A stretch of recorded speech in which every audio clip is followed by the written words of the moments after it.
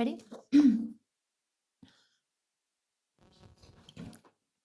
Okay, good morning, everyone.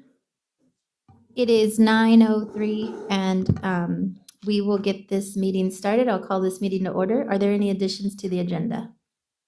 There are no additions.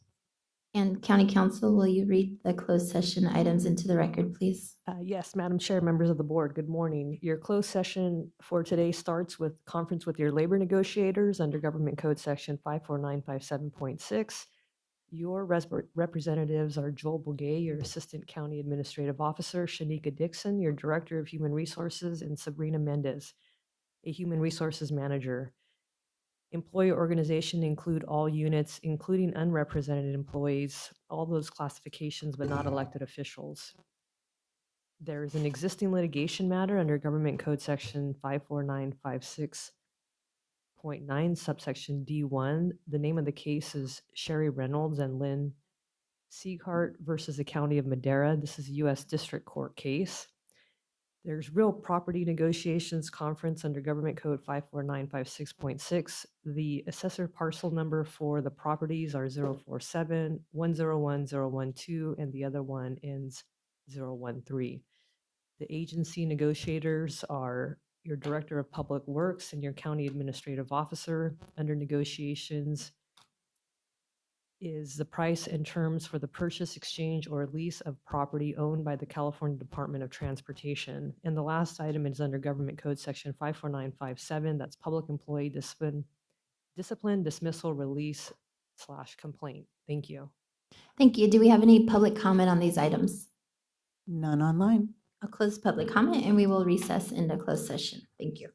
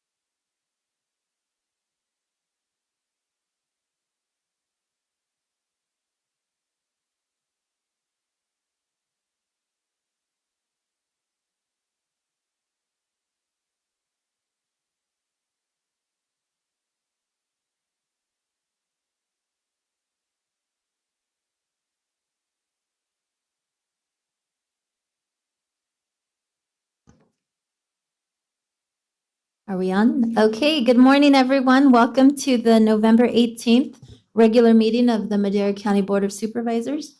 County Council, do we have any reportable actions out of closed session? Madam Chair, there are no reportable actions from closed session. However, there are still items on your closed session calendar when you'd like to recess and reconvene. Thank you. Thank you very much. At this time, we will open and close the meeting in memory of. Do any of my colleagues wish to mention someone? Supervisor Poitras. Thank you, Chair. I got the news yesterday that my good friend and former mayor, Herman Perez, passed.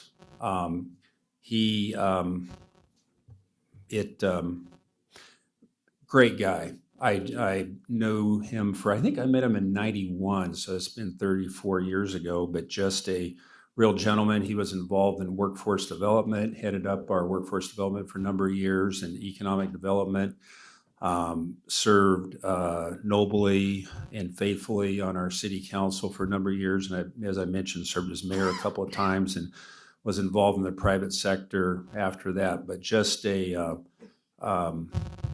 it's just one of those that really hits you. Last time I saw him, I think it was about 18 months ago, maybe a year ago or so. But he's had some health issues and then seemed to make a comeback. But again, it's Vietnam vet too. Yep. Exactly. So There's a room at the self-help project complex downtown that's named after him. So I want to echo those sentiments as well. real good. Thank you. Supervisor Rogers. I wanted to make a comment on Herman before I talk about somebody else, but what a good friend he was. I remember driving down the freeway in a school van, the boys' baseball team, and I was driving and a tire came bouncing down the road and hit the car in front of me, and he went off into the center divide.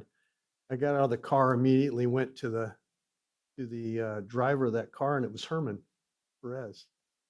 And he was just glad to see a familiar face. He was in a state of shock. But we had a good friendship and good relationship. He will be missed. Very active man. Always very friendly. I want to remember this morning Carolyn Simons, who also passed away recently. She was a farmer's wife and quite active in the community, a good woman, and leaves a large family behind. And so we remember her today. Thank you.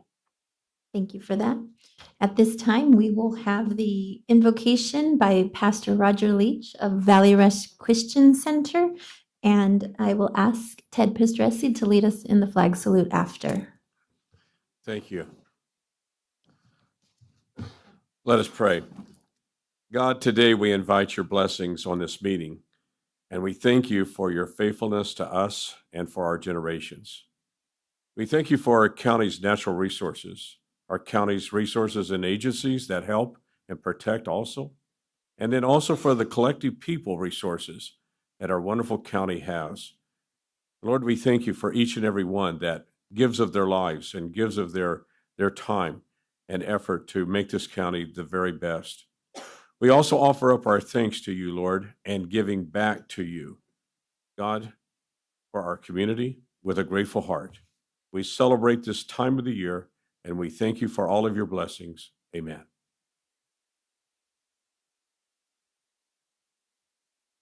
I pledge allegiance to the flag of the United States of America and to the republic for which it stands, one nation, under God, indivisible, with liberty and justice for all.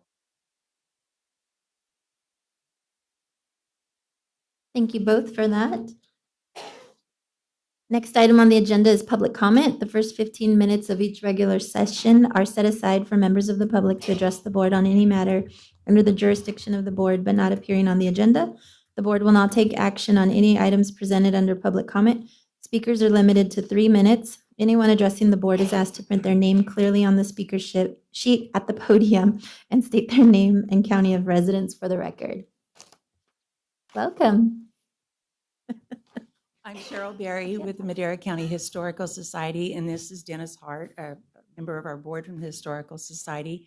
We're just, excuse me, we're just here to let you know that the museum is going to be celebrating another Christmas gala after a 2-year absence. It will be held December 7th at the museum from 5 to 8 p.m. in the evening on Sunday. It's open to the public. Tickets are purchased in advance. And if you have never been to the gala or visited the museum during the holidays, it's a beautiful setting. We have 24 rooms that are all decorated by different teams of people from the community, which we have a new leader this year, Desi Divine Prado, and she's doing an excellent job. She's brought in her whole family, her sisters, her brother, her mother, and all of their relatives. And it's just a really unique place to visit if you haven't been. So we'd like to just share that with you at this time, and let you know that that's going to be. We're very busy right now decorating the rooms. Some are completely done, some aren't done at all yet, but it will be completed. Desi has a deadline of December 3rd, so hopefully we'll be all ready. And this is Dennis will explain about the openings after. I was about to say, but wait, there's more. We are going to have a holiday viewing after the gala for 2 weeks during evenings. It starts on Tuesday, December 9th through Saturday, the 13th. And then the following week, the 16th through the 20th, from 5:30 to 7:30 p.m. The public invited, and the cost is minimal, $2 per person or $5 per family. Trust me that the museum's going to look as good as you've ever seen it look. It's a frenzy right now of people putting up trees and wreaths and all of this. It's all going to be done in time for the gala and then the 2 weeks following. So we always have a good crowd there on those 2 weeks, a couple of hundred people a night. We hope to have that again, and we welcome you to come and see us as we decorate for the holidays. And happy, by the way, week before Thanksgiving. Thank you. Thank you, Dennis. Thank you, Chair, I'd Dennis. just like to follow up on that. Yes, please. I'd just like to ditto their comments. It's remarkable.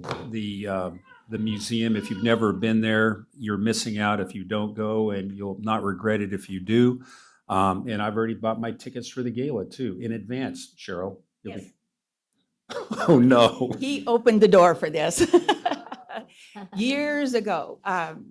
We do all of our tickets in advance, of course, paid by in advance. Hey, you opened the door. And so, all the people are coming in and checking in and handing us their tickets. And here comes Rob and his wife. And he goes, "We didn't get tickets." And I said, and Carol's going, "You didn't get tickets?" No. It's not a dress-up occasion, just come casual. So she's in her jeans and her, everybody's all dressed up. So Robert that evening got the glares of death from his wife. So I told him, okay, there's a cost for you getting in tonight. I need to see lifetime memberships for both you and your wife. So he had to do it. So anyway, you started it. I paid the price, exactly. And where do you get the tickets? Typically by mail, or if you come over to the museum and get them, because we send them out to our membership and our gala list of people. So typically by mail, and because we don't take tickets out unless we have money for them. So if you want to stop by the museum or give us a call there, the number is 673-0291. And we'll share that information on our social media Okay. Right. outlets. Thank you very much. And one more quick note in case I forgot something here. Our evening viewings will be from 5:30 until 7:30 each night, Tuesday through Saturday. You can get the tickets at the door. We don't sell them in advance. Just come to the door and come and see us on those nights. I think it'll be a fun event for everybody, including everybody out here. Thank you again very much. Thank you both. Appreciate it. Welcome, Amy. Good morning, Madam Chair, members of the board. Amy Toller with your Animal Services. Just want to give you a quick announcement of some of our holiday events coming up. We have quite a few, so I'll try to go over them very quickly. We're finishing up November with, of course, our free adoptions every Wednesday and Saturday. So make sure you take advantage of that. That is thanks to the Best Friends Animal Society. We still have that grant that's funding all of our adoptions right now for our free adoptions. November 29th, Madera Running Club Set the Tone. We'll be back at our shelter again. So every spring and fall, they come and they take out our furry friends at the shelter and they take them for runs and walks. So they're encouraging the public to join them. Come take a shelter pet out for the morning and go for a run or a light walk. That's going to be on the 29th at 8 a.m. at our shelter. December, It's going to be a fun month. We are starting the month off with the entire month free adoptions every day. That's Monday through Saturday. And that is going to be covered again by the Best Friends Animal Society. So please take advantage of getting an animal home for the holidays. That is our motive, is getting every pet at the shelter a home for the holidays. So come on out, free adoptions. Also, December 3rd, we are having our third free vaccine clinic for the community. This is for your personal pets. This will be our third free vaccine clinic. This is going to be thanks to Petco's Vaccinated in Love initiative. They are providing the free vaccines for Madera County residents, city residents of the Madera and Chowchilla. So please come out for a drive-through free vaccine clinics for your cats and dogs. December 5th is going to be a really fun time for Madera. It's not only our Christmas tree lighting here at the Courthouse Park, but also the downtown Christmas light parade, where the shelter will be participating for the third year in a row. We'll have a float, and all of our furry friends there at the shelter will be all lit up and walking down Main Street. They're all free for adoption. So come on out to the parade and look at these wonderful dogs lit up and ready for adoption. And then on December 12th, Santa Paws is coming to town again. And what I mean by that is your lobby right here. So Santa Paws will be here for photos with your pets. This is going to be for county employees and their families. So from 5 to 7, we'll be here in the lobby for photographs with your pets. And if you can't make it to that one, well, guess what? He's going to be at our Winter Wonderland adoption event on the 13th, which is Saturday. It's going to be at our shelter. It's going to be a really fun event. Again, free adoptions, free microchipping, free photos with Santa. We'll have crafters, events, booths, music, hot cocoa by Starbucks. That's free too. It's going to be a really fun event all day from 9 to 2. Santa will only be there from 10 to 12 for photos though. And then, of course, for parents, we are extending our Kids Reading to Critters program hours. So during the winter months, this winter school break, if you need something to do with your kids, bring them to the shelter, pick out a book, sit in front of a kennel, read to the dogs, read to the cats. It's a wonderful enrichment for the animals. It's an enrichment for your kids. No judgment on how you read or your reading level. The dogs and cats love it. It's a win-win-win. Again, win for the parents, something to do, it's free. Win for the kids, reading, getting that practice in. It's a win for the animal, getting to see the kids. Also, when the kid goes home and bugs mom and dad that they really like Fluffy, they'll come back and adopt Fluffy. You suppose they like Go Dog Go or Cat in the Hat? Yes, absolutely. Whatever you want to bring, Supervisor. I'm just kidding. Thank you very much, you guys. What Thank date you, Amy. was that clinic again? For the vaccine clinic, Yes. December 3rd, and that's from 10 to 2 at the shelter. Thank you. No need to get out of your vehicle. It's a drive-through. You just pull up. We vaccinate everything in the car. We'll also be doing free microchips that day as well. Wonderful. Thank you very much. Thank you. Do we have anyone else with public comment? Come on up, please.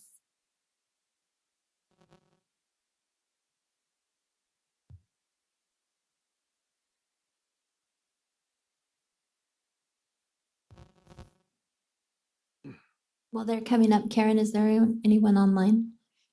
No comments online. Okay, thank you.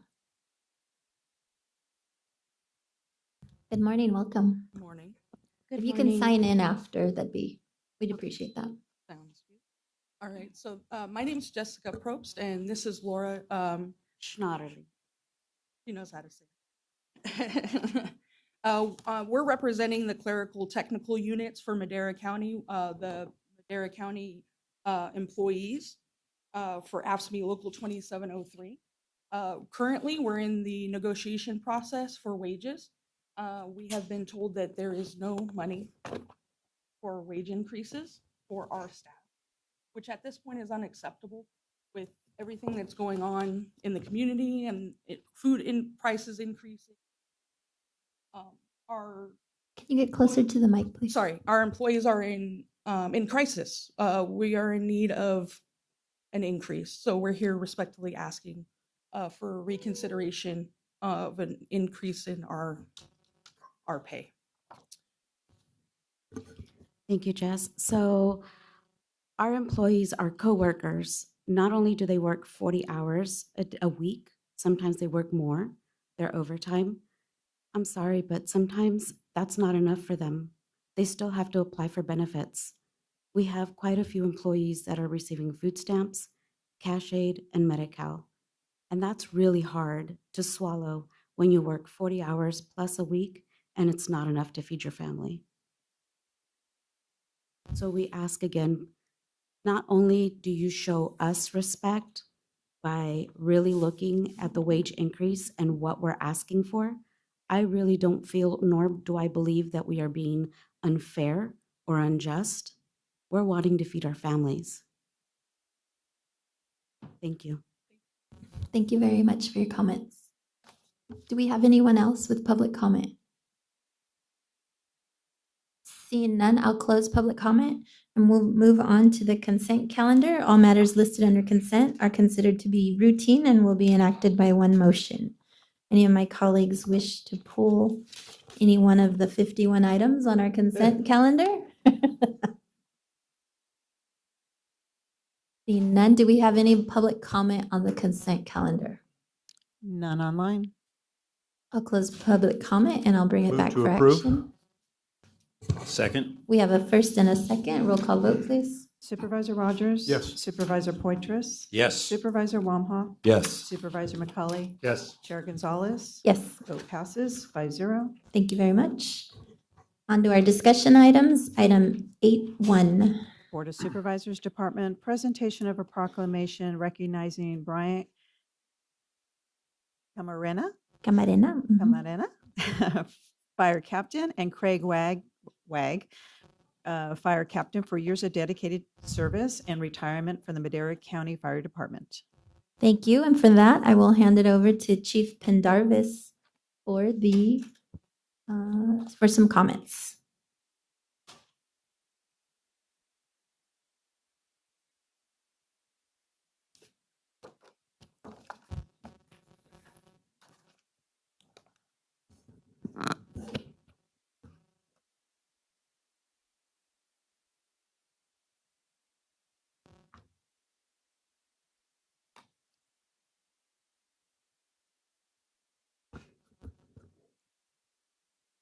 Good morning, Madam Chair, members of the board, County Administrative Officer, County Council, County Clerks, citizens, both in person and online.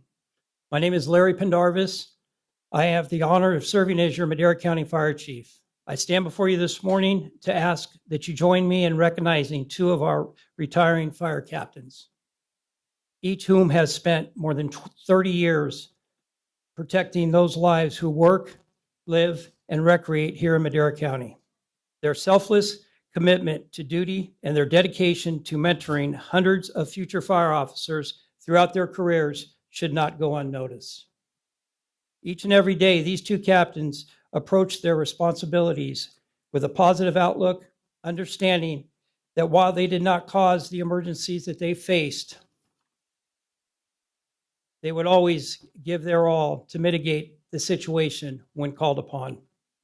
These two fine men are individuals I am honored to call not only professional and distinguished fire captains, but more importantly, family. The real life experiences they have shared across the station dinner table over the years will remain with us forever.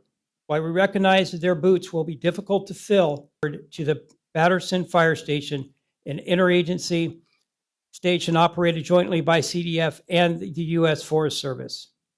Later, he served at the Bass Lake Fire Station off of Road 222.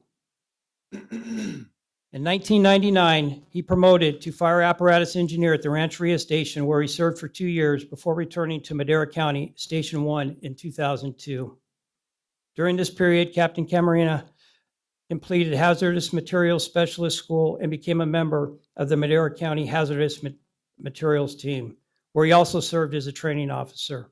In this role, he developed and coordinated joint training sessions with both Madera and Merced County hazmat teams, strengthening regional operational readiness and interagency cooperation. In 2009, Captain Camarena promoted to fire captain at the Cal Fire Training Center, where he oversaw structural fire operations and instructed both firefighter and company officer academies, contributing significantly to the development of future Cal Fire leaders. Captain Camarena returned to the Cal Fire Madera Mariposa Merced unit in 2015, where he served Merced County for 2 years before transferring to the Oakhurst Station 12, where he managed scheduling for the unit and served on the Yosemite High School Safety Committee. He continued to mentor new firefighters and coordinate training for Madera County's paid call firefighters in Oakhurst, Bass Lake, and Cedar Valley areas. Captain Camarina's career reflects more than 3 decades of dedicated service, leadership, and unwavering commitment to the safety and well-being of the communities of Madera County. I'd like to have Captain Camarina share a few words. To everybody here, I'm appreciative. I'm very blessed. I want to, before I forget and walk away, I got to say thank you to my wife and my family for allowing me to do what I was able to do for the 30 plus years in the department. I want to also thank CAL FIRE for allowing me to be a part of the team. It's a wonderful team. Madera County, Madera City, the community is truly blessed to have the CAL FIRE here in this community. They want to protect and they're all risk. Sounds like I'm, plugging the department, but I know what they do. I know what their capability is, and I'm thankful just to be a part of that wonderful team, and the community's safe with them here. I want to thank the community. It's truly a blessing for me to be able to serve the community. And with that, I want to close it out and just give it to you back to you, Chief Pendarvis. Thank you to everybody. Thank you.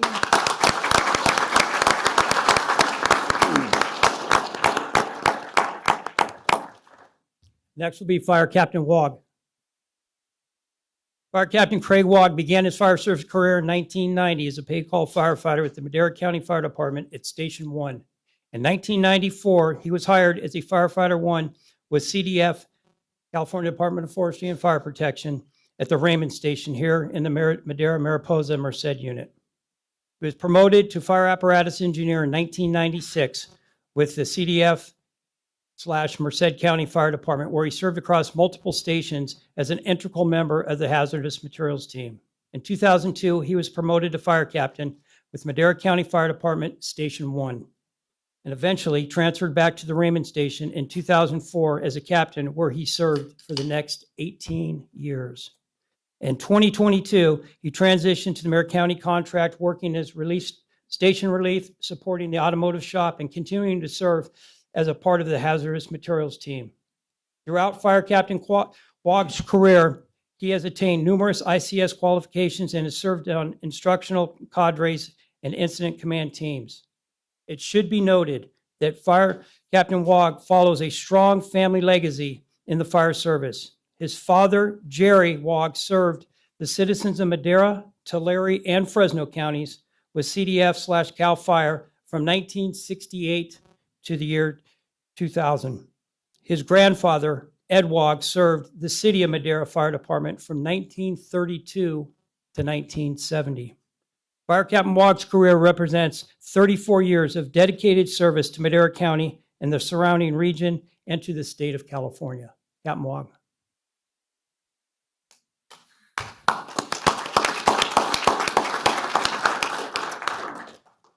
Thank you, Board. First, I'd like to thank my wife and family. And then I also want to thank all my colleagues in the audience today and the other ones that couldn't be here throughout my career that got me along the way. I want to thank all the chiefs, Chief Pendarvis, Chief McComb. Also want to thank the current sitting board for supporting Madera County Fire Department and getting it to where it is today and helping it along. I also like to thank the previous boards that have helped Madera County Fire Department. I've been around long enough that I can remember that there was only one paid station in this county, and it went from several paid down to one, and then now it's been built back. And it's only because of the support of this board and previous boards of Madera County. So thank you. Thank you.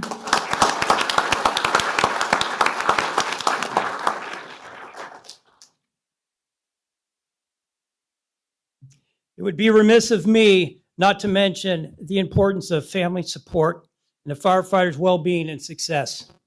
The support of firefighters' family, especially their spouse, is a vital part to both the personnel, the well-being, and the professional success. Firefighting is a demanding career, that requires long hours, unpredictable schedules, and exposure to physically and emotionally challenging situations. Having the support of a wife provides stability, understanding, emotional balance amidst these stresses. She often takes on the additional responsibilities at home, allowing the firefighter to focus on serving the community with a clear mind and a steady heart. Her encouragement during these difficult shifts, her patience with missed holidays or birthdays, her unwavering belief in his purpose, all strengthens his resilience and his commitment. In many ways, the strength of a firefighter's family is what enables him to serve with dedication, courage, and compassion day after day. For this, I would like to thank both Fire Captain Camarenia's wife, Naomi, and Fire Captain Wog's wife, Lisa, for their unwavering support throughout these fire captains' careers. Thank you.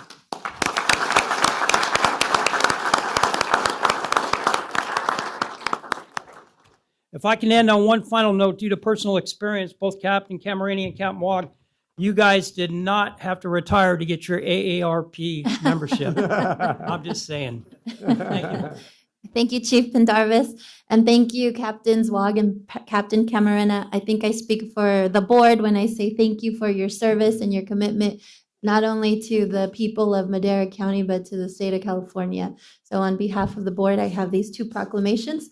I'll open it up to comments first, and then we'll present the items. Supervisor Rogers. Yeah, I just want to say thank you to you for decades of service.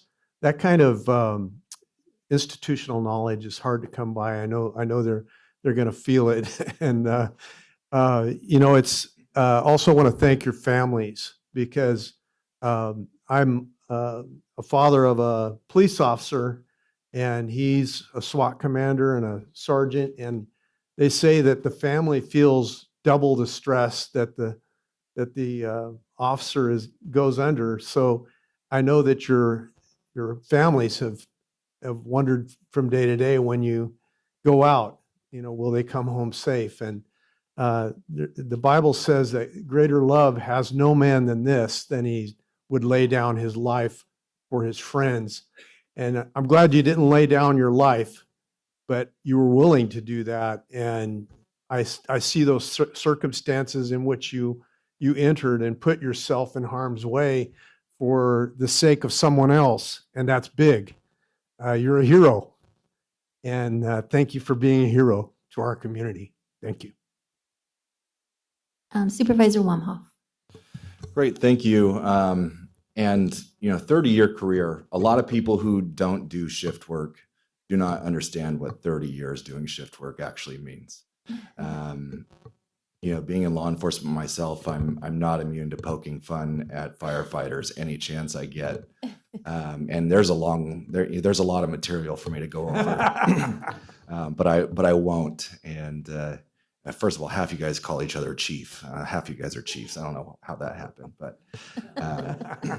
but seriously, shift work, being in law enforcement, being in fire, being paramedic, EMT, unless you're doing that, you don't know what 30 years is. 30 years is a long time to provide that dedication, because it's not just you, it is your family. How many birthdays, how many Christmases, how many special events have you missed out on when it's 110 outside and you're wearing all the equipment, when it's freezing cold and you're standing in an intersection on a traffic collision in the middle of the night and it's pouring rain, and you're there for hours. Those are the things that happen all the time, day in, day out, week after week, month after month, decade after decade. And those are the types of things that most people just don't understand. And that is to be commended, that is to be saluted. And you guys made it. 30 years is one hell of a career doing that type of work. And thank you guys for dedicating yourselves to the people of Madera County. I think we all feel the dedication when you guys are out in the field doing your job. And we see that we just see a small snippet. We see headlines here and there about, people being saved and cut out of car crashes, and, the quick response from our paramedics or our fire folks or our sheriff's deputies who provide life-saving aid. And so thank you for everything you guys have done. It's a sacrifice, not just for you, but for your families. And just want to say thank you. you. Supervisor Macaulay. Thank you, Chair. Yeah, just really quickly, obviously want to express my thanks, but also want to wish you both a long, happy, healthy retirement. I hope that you are looking forward to it. I hope you got a long list of honey-do items to do, and obviously some fun stuff in there too. So thank you once again for all your service, and best of luck to both of you. Thank you. Do we have any public comment on this item? Anyone like to come up? None online. None online. I'll close public comment, and if you can join us for a photo, present the proclamation.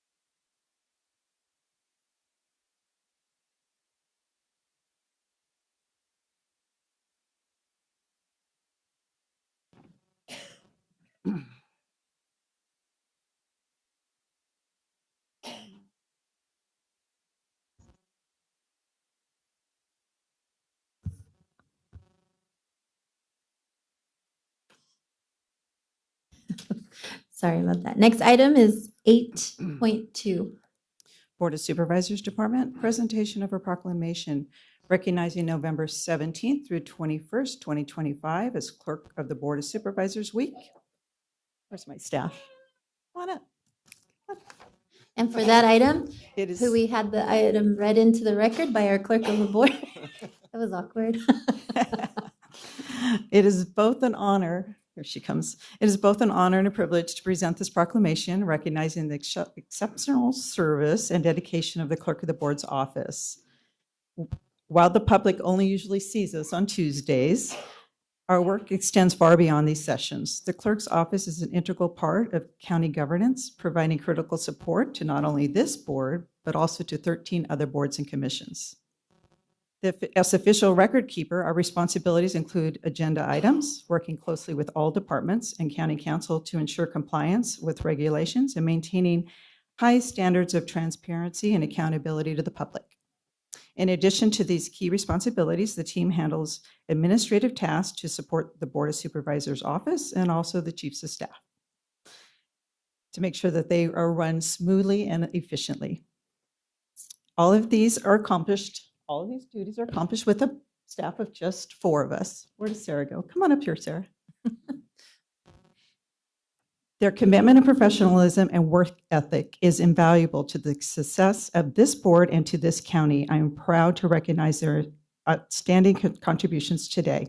Now, therefore, it is proclaimed that the Board of Supervisors of the County of Madera does proclaim the week of November 17th through the 21st, 2025, Clerk of the Board of Supervisors Week in recognition of the high level of service bestowed upon the people of Madera County and the people of California by the Clerk of the Board's office. I'd like to thank Sarah Anderson, Tatiana Echeverria, and Angie Grandup.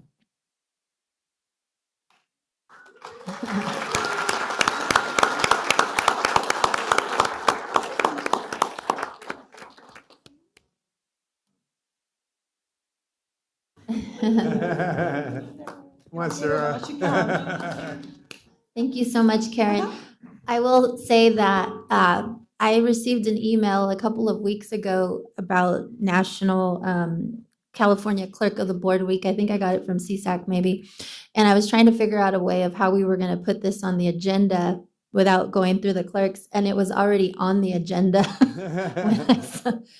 So I want to thank you and your staff. You have a small but mighty team. You deal with a lot.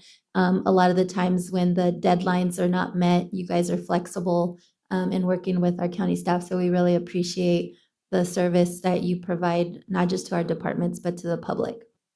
Would anyone else like to add any comments? Supervisor Poitras.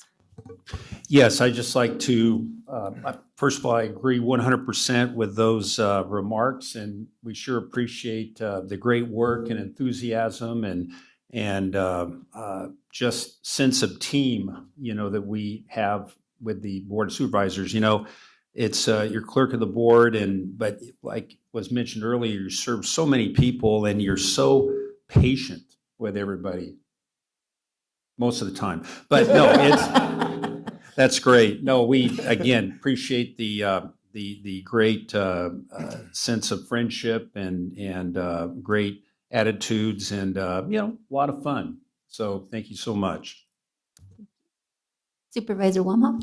I just wanted, the clerk of the board are in the Board of Supervisors office as well. So obviously we're more intimately familiar than other staff members generally are.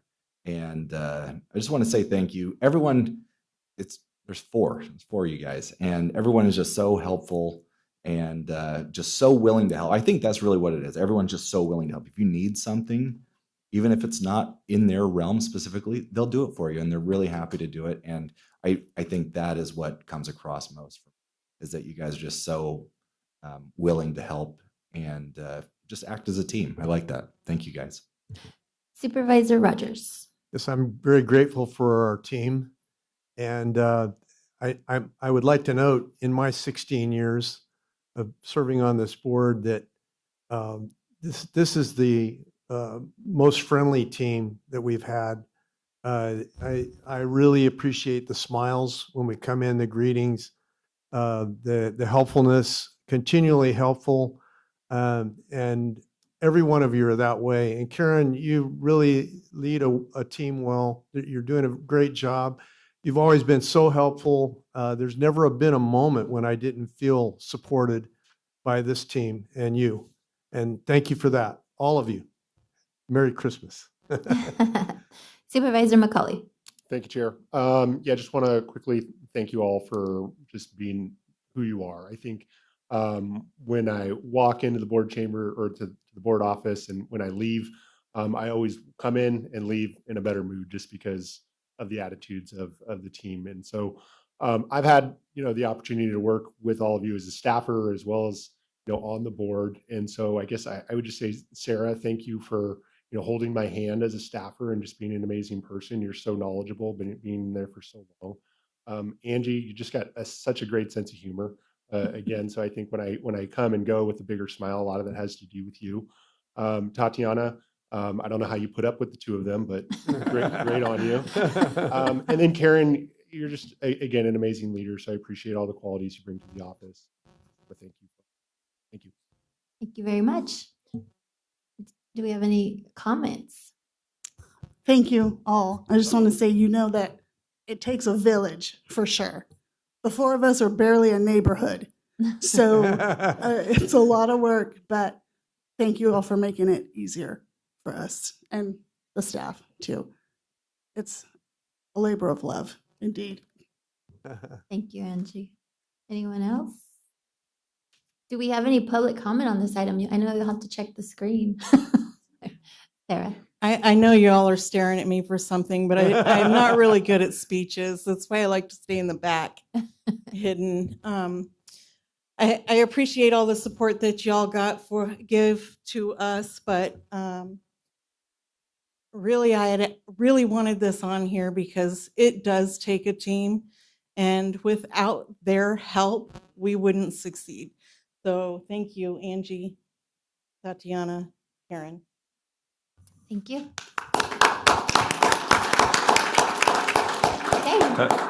We haven't heard from Tatiana yet. We know she loves the mic and she loves the spotlight. Well, if you join me for a photo, we'd appreciate it.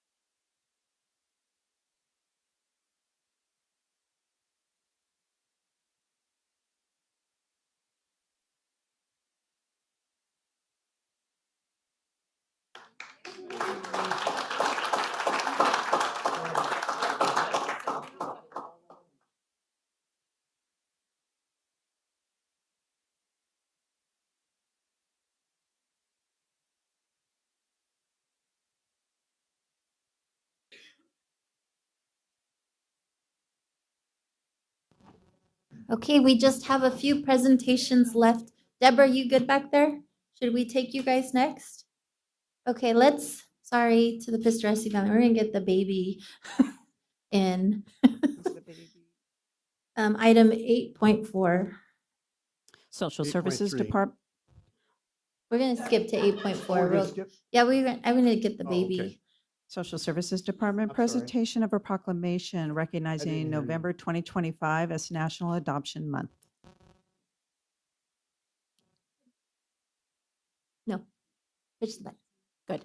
Hi, good morning, Chair, Board of Supervisors. Deborah Martinez, your Director of Social Services. I'm here for the acknowledgement, thankfully, of our National Adoption Month. It is 2025, and we're going to have approximately 20 finalized new families in this year.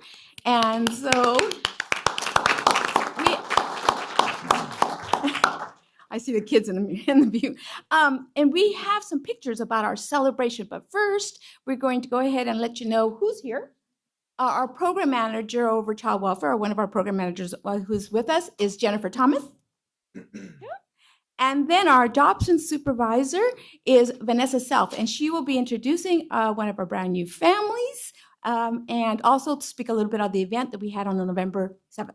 Okay. Hi, good morning, and happy National Adoption Month. We look forward to November every single year. So once again, my name is Vanessa. I am the adoption supervisor with Madera County, and I'm also here with my amazing staff and one of our families, but I'd like to introduce our staff first. I first have Pua. She is one of our social workers. We have Magdalena, who's a social worker. We have Monica, a social worker, and Yudi, our office assistant. So every year in November, Madera County looks forward to celebrating our families who have adopted, as well as acknowledging the hard work of our adoption workers and our staff. So on November 7th, Madera County hosted our 2025 adoption celebration, and just on that day, we finalized 7 adoptions, but for the year, we finalized 20.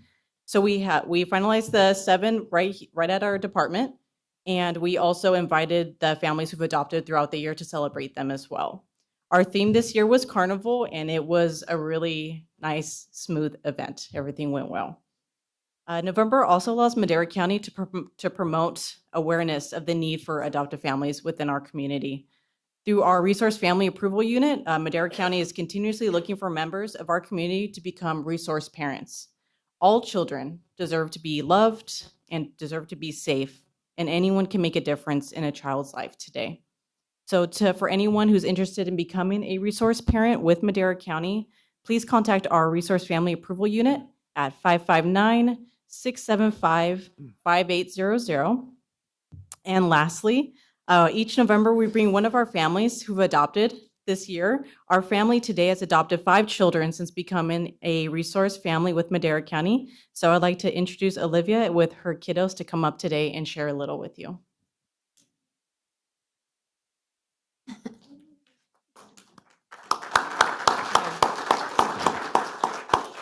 Hello, my name is Olivia Trujillo. I became a resource parent when we started with Zoe.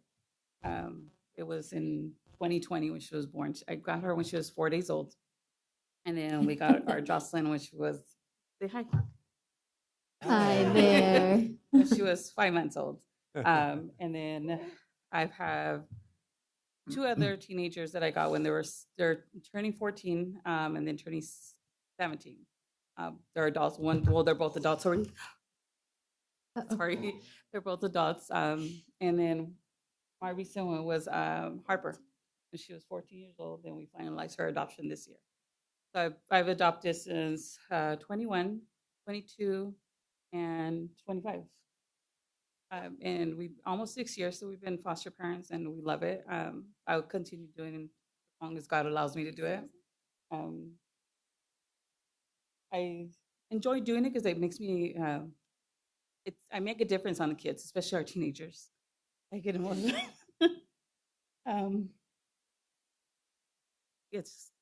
It was God's time for me to do this. And I thank him every day that I was able to open my home. I mean, I've had kids leave and I've had kids come back, and I'll continue doing it. You know, sometimes we're up late waiting for our placements to come in. And I do encourage others in the community to open up their homes because it is a blessing.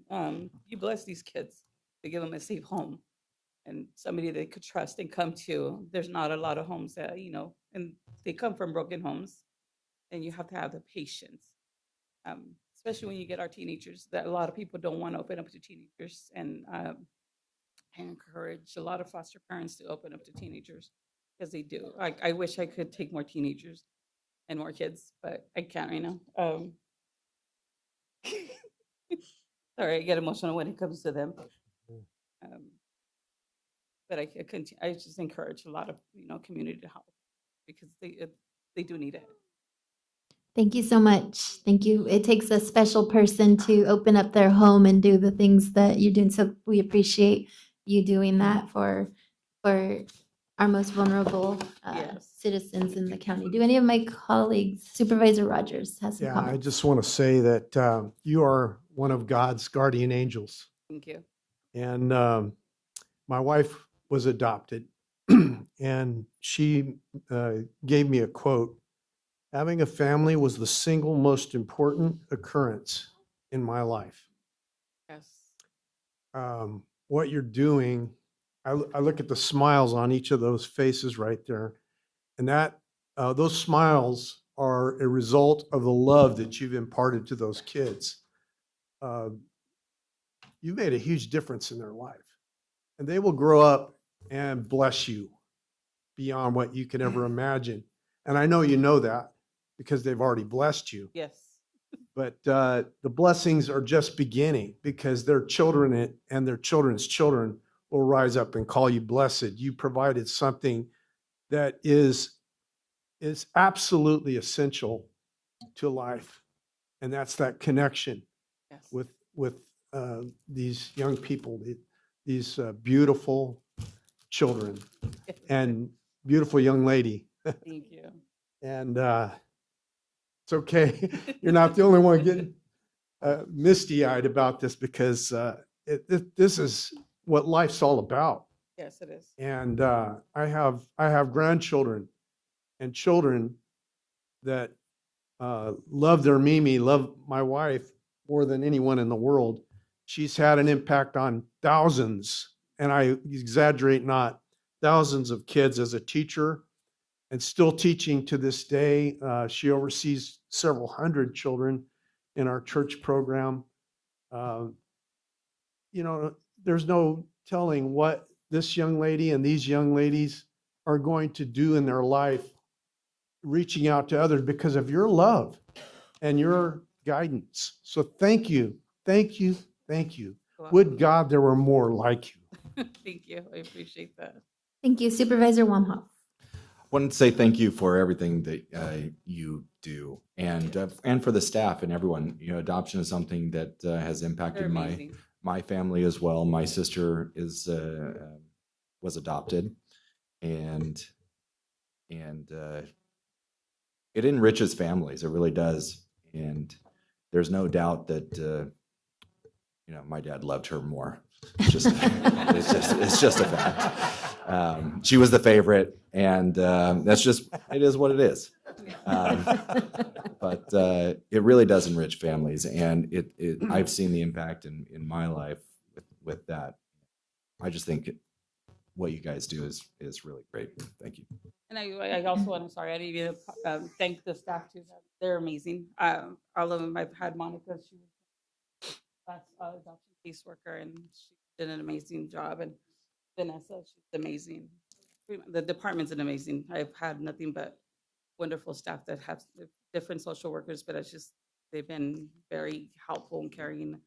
I mean, like I said, continue. I'm hoping and praying that there's more people that will open up their homes. I know it's hard, but we do it. Thank you. Thank you very much. Do we have any public comment on this item? Chair, if you wouldn't mind, while you search for any public comment, we do have a little video of the celebration, just the decorations. It is very typical for us to do for our staff to do an amazing job, and we wanted to give you an opportunity to see what it looks like. This theme was carnival, as you will be able to tell. Fun. Do they do birthday parties? While she's getting that ready, you know, I say this every year, but we need to make adoption easier for parents. It needs to be changed so that it's easier. Love it. Legislation needs to. Absolutely.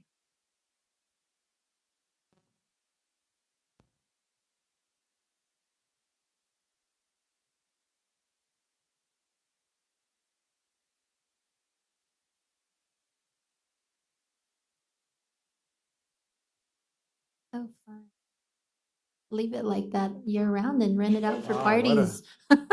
What a party. It looks like an awesome. Yeah. Excellent. Oh, wonderful. Let's give them a round of applause. And what we'll do is I'll invite everyone to come up for a photo. Actually, we have our 2025 adoptee who would like to speak. Oh, that sorry about that. Thank you. To say that I'm so grateful for the department, especially this family that I get to call my family. Like, this is the second adoption I've been through, and these are actually people I get to call parents. And this wonderful has given me amazing brothers and sisters, and I cannot be more grateful. There is kids out there who struggle and need help, and just it's hard to find a place and be able to be surrounded by people you can call family, know that you're loved. So I am super grateful, especially for my adoptions social worker Monica. So much love given to all these people who do amazing things in life, able to give kids families that have not been able to have a family or be able to be surrounded by people to be called family. And I just want to say thank you to all of you guys. Thank you. All right, let's go.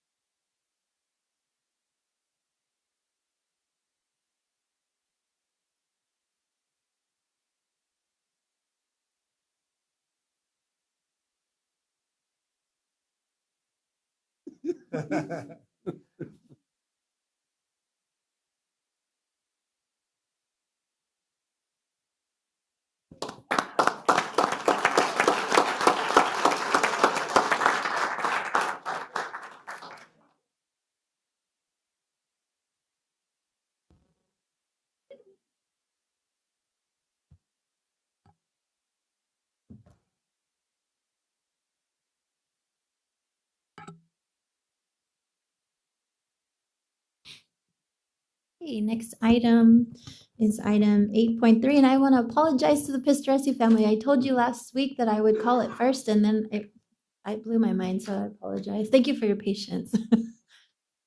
Board of Supervisors Department, presentation of a proclamation to Pistoresi Ambulance Services in recognition of their 84 years of service to the residents of Madera County. Sorry.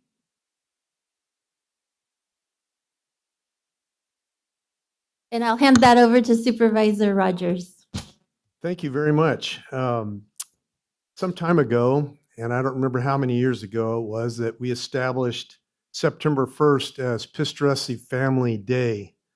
And in the chambers at the time were Monty and Ted and family, many members of the family. I believe even Linda was here at the time.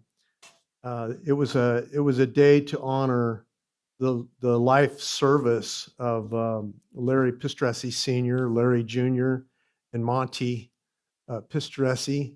And today we include the continuation of that service by Ted and other members of his family. We're just so grateful for the Pistoresi family in our community. And today we're honoring them for their service. And I'd like to read the proclamation. It says, whereas in 1942, Pete Pistoresi accepted what was intended to be a temporary request to operate a single ambulance in Chowchilla, a responsibility that has grown into an enduring family legacy of life-saving service spanning 84 years. And whereas through 3 generations of the Pistoresi family, Pete, Monty, and Ted, the company has grown from a single vehicle staffed by untrained Chevrolet employees to a state-of-the-art paramedic ambulance service operating advanced life support units 24 hours a day, 365 days a year across the cities of Madera and Chowchilla, Madera Ranchos, and the foothills. And whereas Pistoresi Ambulance has continuously adapted to and often led the advancement of emergency medical care in Madera County, from requiring only one driver in its earliest days to implementing the first EMT and paramedic training in the region to achieving full paramedic staffing on every emergency unit long before it was required. And whereas the men and women of Pistoresi Ambulance have responded to hundreds of thousands of emergency calls, performed countless acts of heroism, and have done so with unwavering compassion, professionalism, and determination to never give up. And whereas for 84 years, Pistoresi Ambulance has embodied the highest ideals of public service, community commitment, and the simple belief that helping people and giving back to Madera County is both a duty and a privilege. Now, therefore, be it proclaimed that the Board of Supervisors of County of Madera, on behalf of a grateful community, proudly honors and thanks Pistoresi Ambulance and the entire Pistoresi family for 84 years of extraordinary, life-saving, and community-enriching service to the residents of Madera County, and extends its deepest appreciation for their selfless dedication that has made our county a safer and better place for generations.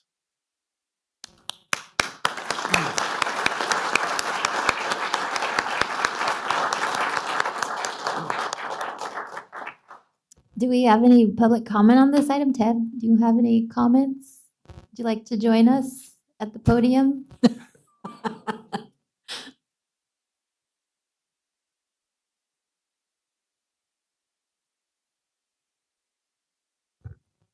Good morning, and thank you, board, and thank you for that very fine proclamation. I wasn't really anticipating saying anything, but as it turns out, there's been three big themes today: families, wives, and teams. The families going back in the 40s with my grandfather, and then my dad in the 60s, and myself. Family's always been important to us, and all the family events, even my grandparents' house in Chowchilla, here in Madera, my dad always hosted us. We always had our families together, and that this industry, this business has provided so much for my family. And I appreciate my family and everything that's been presented to me. The fire chief mentioned something about wives and how important wives are. I am very fortunate because I have two wives.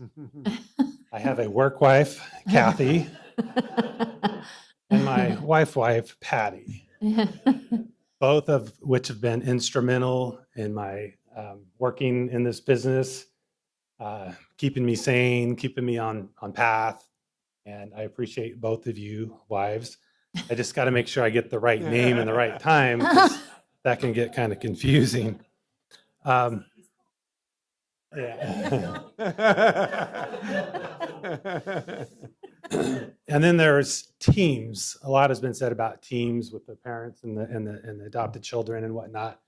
Well, EMS is all about teams when it comes from fire departments, law enforcement, the hospital, religious staff in the churches, knowing that you can go on scene where the law enforcement's been there and has cleared the scene, it's safe, knowing that you have fire departments there to help you and help transport the patients and take care of them. Teams are very, very important. Part of this new team that is now here in Madera County is our friends from Fresno, American Ambulance, with Todd Valari and his team. They are very much team-oriented, family-oriented. They have done a tremendous, tremendous job in gearing up to come in and make this a seamless transition so that I can enjoy my retirement. And I feel good that I'm retiring with them coming in and continuing this service and making it even better than what it was. I know that they will do that. And lastly, my team of my employees. Many years of employees. This current team has been wonderful. They were the team that made it through COVID and experienced that, going on calls thinking that they're going to get sick and die, yet they still came to work and they still responded. And just when that was almost getting over, the hospital closed down. And for the ambulance service to have our hospital close, every call that you get has to go to either Fresno or Merced. So a 40-minute call is at least 2.5 hours for every call, morning, noon, night, whatever. So they held through that, and I thank all of them. And then taking it back to the family, my employees are my family. We've tried to keep our business family oriented. My dad's office is always open. My office was always open. People could come in and see us at any time. And Todd has praised those virtues and wants to keep that as well in Madera County and keep things going. So thank you all. Thank you for the proclamation. I appreciate it very much. I really do. Thank you. Madam Chair. Supervisor Poitras. Thank you very much. Great remarks, Ted. I'd just like to bring something up regarding our friend Monty, who passed away earlier this year. What I consider to be one of his greatest achievements, even though it has really nothing to do with the ambulance company, and it shows what resilience and courage and backbone he had. During the closing of the hospital, he was on the board, and between the closing of the hospital and the opening of the new one, it wasn't a whole lot of fun. There were a lot of people that come out of the woodwork that believe that they know how to run a hospital and started pointing fingers and accusing people of all kinds of nefarious things. I know there was a certain publication that went back like 7 or 8 years to like 2 or 3 previous executive directors. And what that had to do with anything, I have no idea. But again, it was open season for against board members. And Monty was one of the few people who did not run and hide. He was there at every executive committee meeting. He was there at every board meeting. He showed courage. I know he was sitting over here a couple of years ago and was blasted by a former employee, and I have no idea where that came from. That was really weird. Yeah. But then just to show the respect of Monty and for what he did, he was on the new board of the new hospital's board, and only one of two people. And so again, even though it's not something that is going to show up in lifetime achievement awards or anything like that, to me, that was one of the greatest things that he did. Again, showing that backbone and courage and leading the effort to get our hospital opened again. Thank you. Thank you. Supervisor Rogers. Yes, on a personal note, I want to thank Ted for your friendship, your family, Patty. You know, Monty, I knew your whole family. I mean, the Pistoressis started out early making me part of their family because Monty calls me up one day and he said, I had just arrived in the community. It was, I believe it was 1989. And he called me up and he says, we're going pheasant hunting. You want to go with us? And I said, absolutely. And even allowed me to bring along one of my coworkers, and we had a great time. And from that time on, Larry Sr. called me Bird Dog because I ran out in front of a pheasant and spooked it up for him and said, hey, shoot it. And so he called me Bird Dog from then on. But I became very close with the Pistoressi family and have been for years. Spent many great hours together. Your father always called me many times every week. He always let me know he was praying for me. He always texted me and said, I'm watching you today. And on the internet, through the meetings, he always encouraged me, you know, made me feel like I was somebody. And, you know, he was really something else. He was somebody, amazing man. And you're somebody, Ted, and your wife too. Just beautiful people. Thank you for all you've done for Chowchilla, for the community. Thank you. Thank you. And at this time, we'll invite you up to take a photo.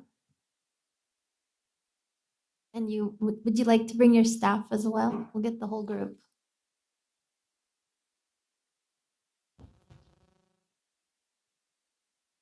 That's everybody.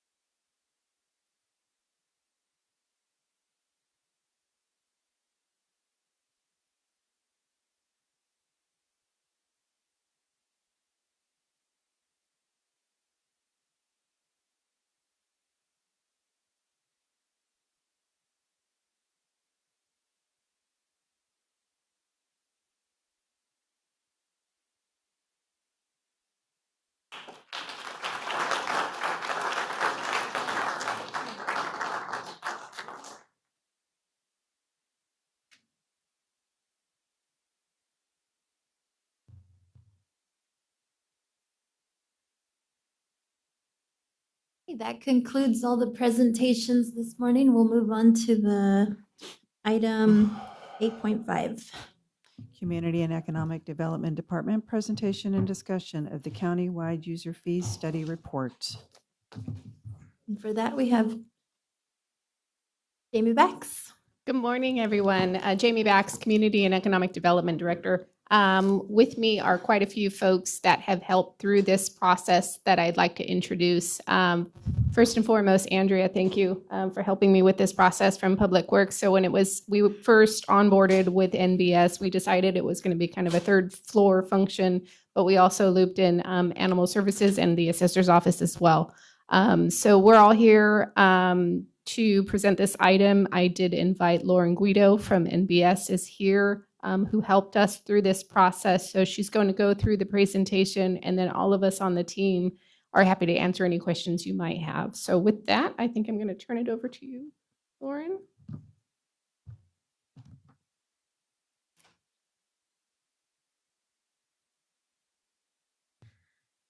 Good morning, Madam Chair and members of the board. Thank you for allowing me to be here. My name is Lauren Guido with NBS, and I have had the privilege of working with the county staff as we went through this user fee study. So I do have a brief presentation to go through.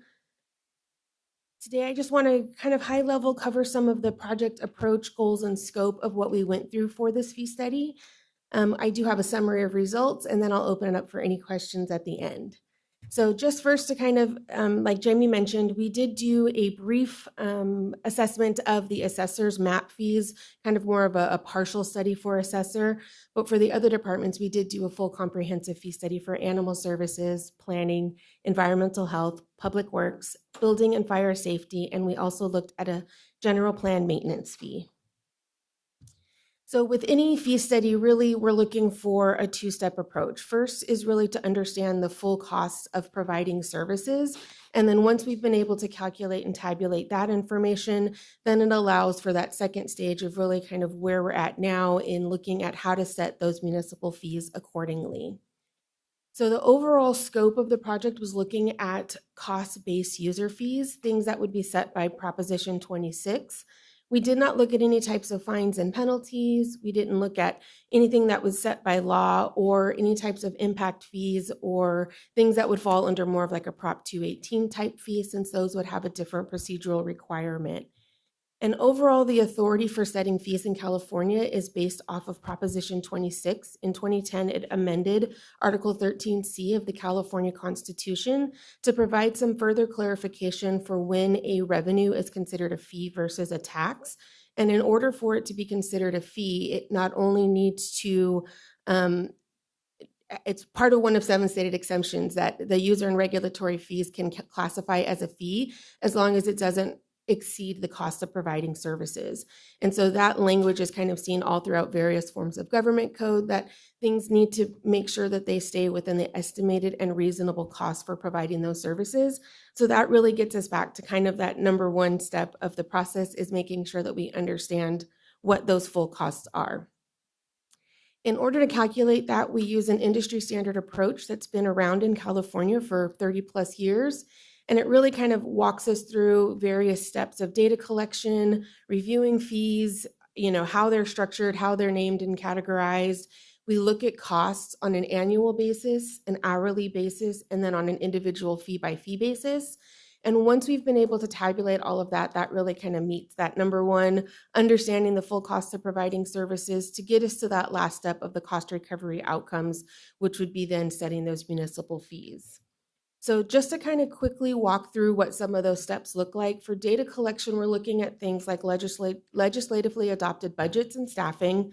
We're looking at prior year permit activity, so understanding how many of each of the services are the departments actually providing services for. We're looking at time estimates both on an annual and an individual fee basis. And then we're also looking at what are the current fees that are being charged today by the county.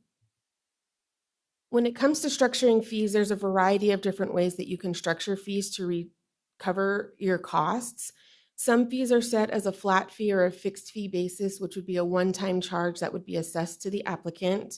There are other fees that are variable that are based on specific characteristics. You'll see that a lot in like building, where a fee will be set based on the valuation of a project.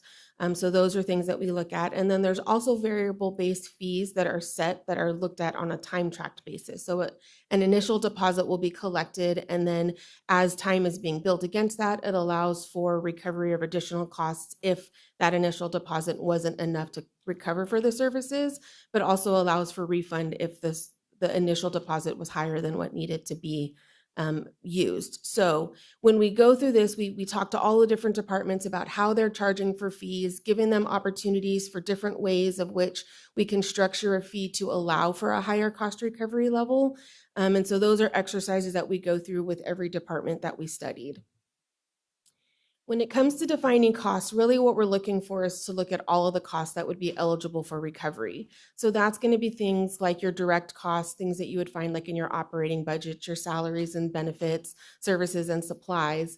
But we're also looking at any type of indirect costs. So there may be countywide overhead, department-wide overhead, division overhead, things like that that we want to make sure that we're including in as well as looking at support costs, especially for the Community and Economic Development Department. There's a lot of cross-departmental support. So other departments may be supporting like a planning application in the review process. So we want to make sure that we're capturing all of those various costs to make sure that it really is a fully burdened set of costs. And then we did also look at a general plan maintenance fee. So there's a general plan that, has to get approved for the county. And so there are maintenance costs that would be related to development services. So we did take a look at those as well. Once we've been able to tabulate all of those total costs, we then break that down into an hourly based rate. So we take all of those total costs and divide it by the annual amount of hours that are available to provide services to the public. And that gets us what we call a fully burdened hourly rate. So we went through that exercise for each of the departments and divisions that we looked at, where we were breaking down what were the total costs for their unique jurisdiction, and then breaking that down into what would the hourly rate be that would be applicable for their department or division. Once we have that information, we then go through an exercise of asking how long do each of the individual services take, and then we multiply that by that fully burdened hourly rate, and that gets us to that legislatively justifiable maximum fee amount that could be charged to recover 100% of the costs.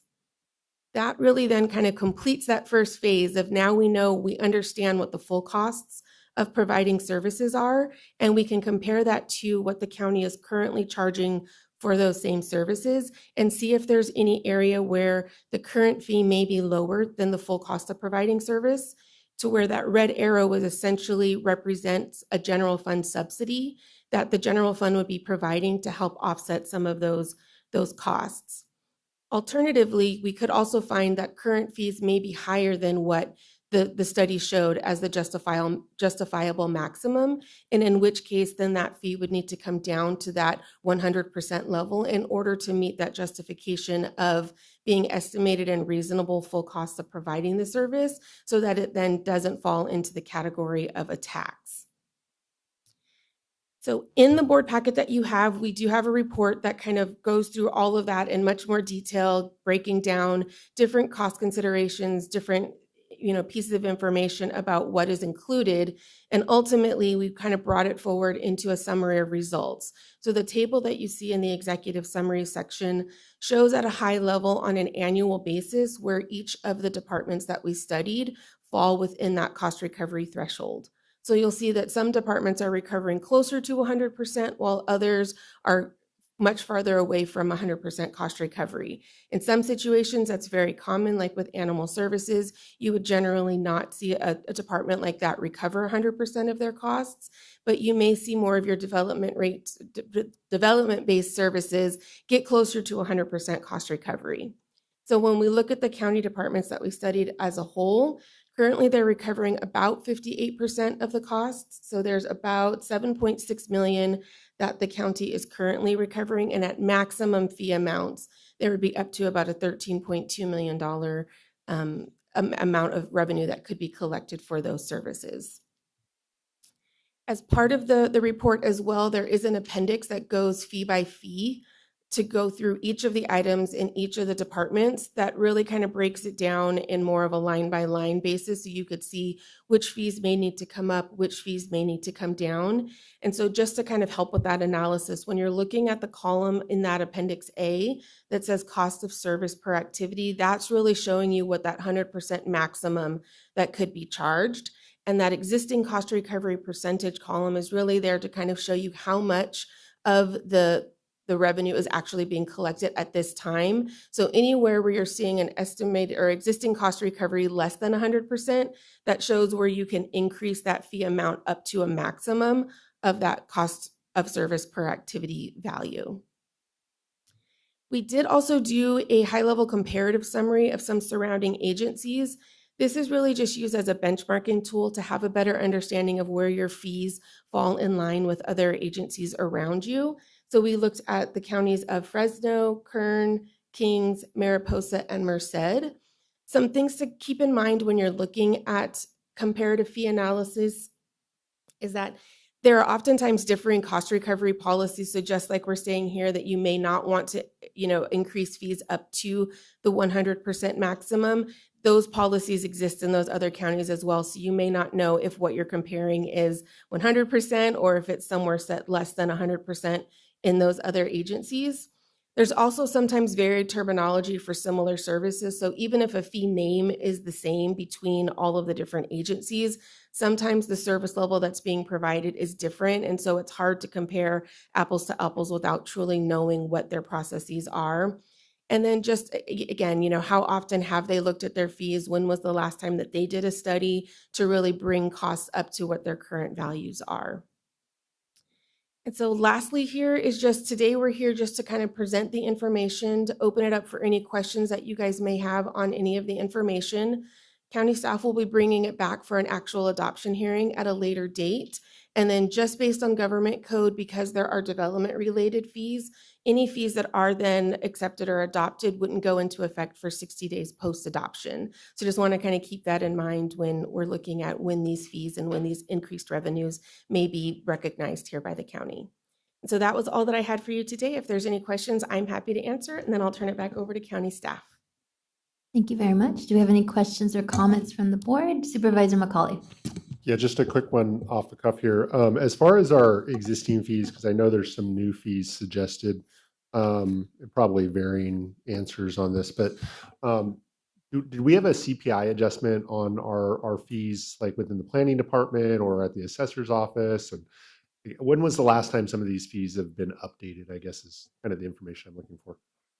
I'm happy to answer that question. The last time we did an overall adjustment has been 2 decades ago, but we did include a CPI a few years ago with a 5-year span. So we just maxed out on that. So as moving forward, this does not include a CPI. Staff, with your direction, could include a CPI as with the proposal to move forward in a resolution if you choose to do so. Yeah, I would say that would be a good idea. And when we're looking to review, and I mean, it's tough for me to really provide any direction on this because there are so many different fees in different departments. Direction in animal services would certainly be different than at the assessor's office, different than in the general services. So I'm wondering, like, the staff has a recommendation on how we're going to kind of parcel some of this out, or are you thinking like a workshop that we could do to kind of dive in a little deeper, or I guess just what's staff's thought process on how we, I guess, distill this down a little bit? Sure. So we did have some internal discussions. It might make sense to bring the smaller ones forward first, such as animal services, put those on their own. That way we're not, development services aren't holding them back from doing those things. So we could do that. And then we could also, have a workshop on CED-based projects. So the ones that you're seeing for conditional use permits and rezones and everything that's going forward to the Planning Commission, we could potentially do a workshop if you'd like at the Planning Commission to discuss those fees, but those would only be related to those kind of entitlement type projects. Sure, I think that makes a lot of sense. I appreciate this suggestion. And the last comment I'll make, specifically in regards to animal services, I think we keep those fees low for a specific reason because we want to encourage people to come in and adopt and utilize the services. But I think at the end of the day, what I would be curious to know more about is, where these costs are originating from, whether it's the unincorporated area or within the city limits. That's information that I'd be really interested to know more about as we're moving forward at animal service cost recovery there. Absolutely. Oh, thank you. Thank you. Supervisor Rogers. Yes, I think it's apparent that this was necessary.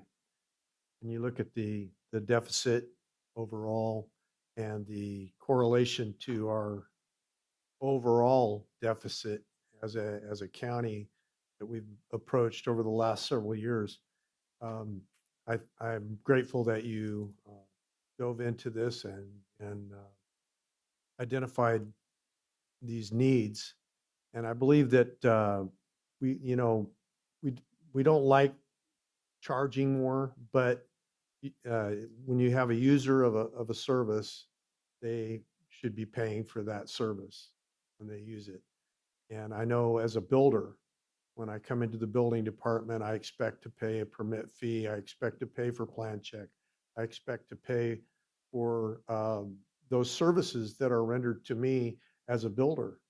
And it doesn't aggravate me that I pay for those fees because I'm using them and they are a consequence of my making a living. So I think that people just have to understand that costs go up and they go up all the time.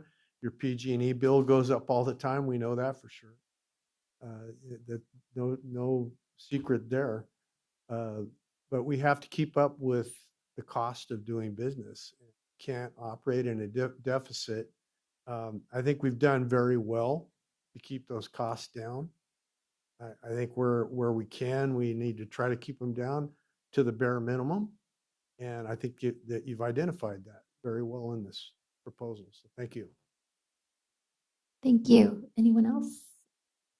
Okay, thank you for the presentation, Jamie. We look forward. Do you need direction? Well, and I just wanted to add, and maybe as we're moving forward, we can definitely look at different scenarios. CPI, we can look at phasing in if you'd like to. I think we're happy to present, different situations and of course have animal services, I think, move forward the quickest. But we'll be back before you, and again, happy to provide any input. Supervisor McCauley. Yeah, I would just say, I mean, when we look at this, there's certain things that I think we can bite off really quickly, like the assessor's office. I mean, let's just go, let's get that done. But when we look at some of the other fees, I think building off of what Supervisor said, I think we got to be really cautious, about how we're impacting people's ability to go out and build a new home, right? Whether that is, through the developments down here in the valley or just somebody that wants to build their forever home up in the foothills. So I want to be really cognizant that, this does affect people's decision-making and be really conscious about, how we do affect the fees in the planning department and the building department and stuff. So, yeah. Thank you very much. I've failed to ask for public comment. Do we have any public comment on this item? None online. Okay, thank you for the presentation. Thank you very much.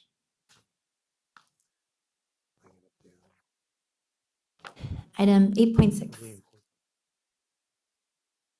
County Administration Department, Fleet Services, discussion and consideration to approve the policy for the acquisition of fleet services vehicles. Discussion and consideration to adopt a resolution authorizing the execution and delivery of an agreement with United Fleet Services LLC for the sourcing, procurement, uplifting, and liquidation of county fleet vehicles and necessary equipment, together with related documents required in connection therewith, authorizing the acquisition and disposal of equipment, and authorize the taking of all actions necessary to the contemplated by this resolution. Thank you. Welcome, Joel. Good morning, Madam Chair, members of the board, Joel Bouguet, County Administrative Office.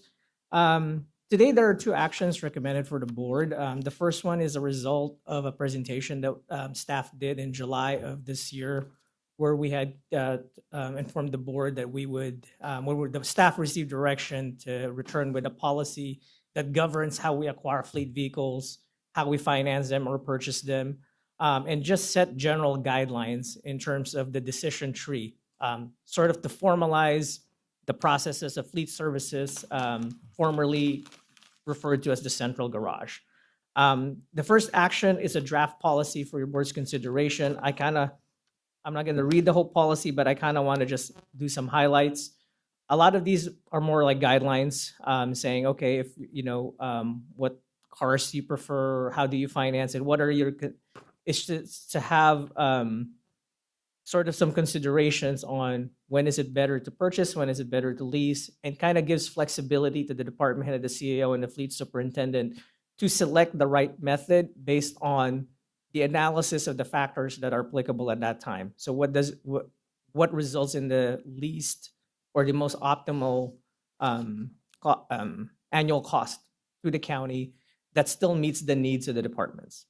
The second action is to request approval of resolution to allow us to execute an agreement that will allow us to lease vehicles, add another vendor for the county to be able to lease vehicles from Unified Fleet Services, for them to be able to provide fleet management or fleet oversight, like purchase decisions, like provide their expert input based on market conditions, but also to allow us to be able to lease the vehicles through a commercial bank, and then at the end of the day, liquidate vehicles, when it is advantageous for the county to do so.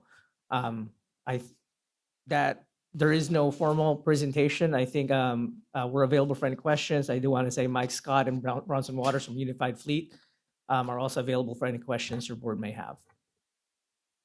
Thank you very much. Do we have any questions or comments from the board? Supervisor Wonghoff. Just wanted to thank staff for traveling down this road. As we encounter budget issues over the last few years, and I know everyone on this board has been very diligent with trying to take a deep dive in every aspect, all the way from photocopy paper all the way down to millions of dollars worth of projects. And I think jumping into the 21st century regarding modern leasing policies where you are able to take advantage of certain purchase prices and leases where you're able to get out of them at strategic times for advantageous residual values where you can maximize those savings. And it just makes a lot of sense. And I think this is one step into modernizing Madera County's finances and just kind of how we do business. And I think it opens up other questions as well, regarding maintenance of vehicles and things like that for further savings. Just happy that this is now here and that we're able to consider this. Thank you, Supervisor. Do we have any other comments from the board? Any public comment item? None online. All right, I'm gonna go ahead and bring it back to the board. Yes. I did ask for public comment, close public comment. I'll move for approval. I'll second. We have a first and a second. Roll call vote, please. Supervisor Poitras. Yes. Supervisor Womhoff. Yes. Supervisor Rogers. Yes. Supervisor McCully. Yes. Chair Gonzalez. Yes. Vote passes 5-0. Thank you very much. Item 8.7.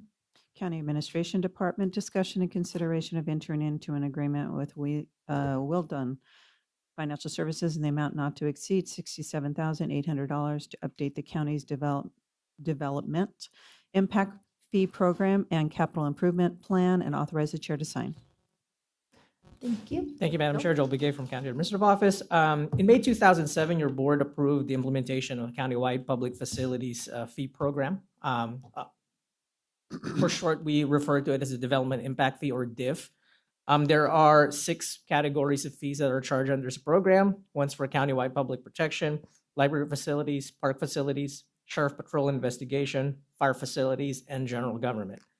In 2018, these fees were updated through a comprehensive study done by Will Dan Financial. And the fee recommendation, in accordance with that update, we also updated our capital improvement plan, which goes hand in hand with the development impact fee, because the development impact fee funds the implementation or a portion of the implementation of the capital improvement plan.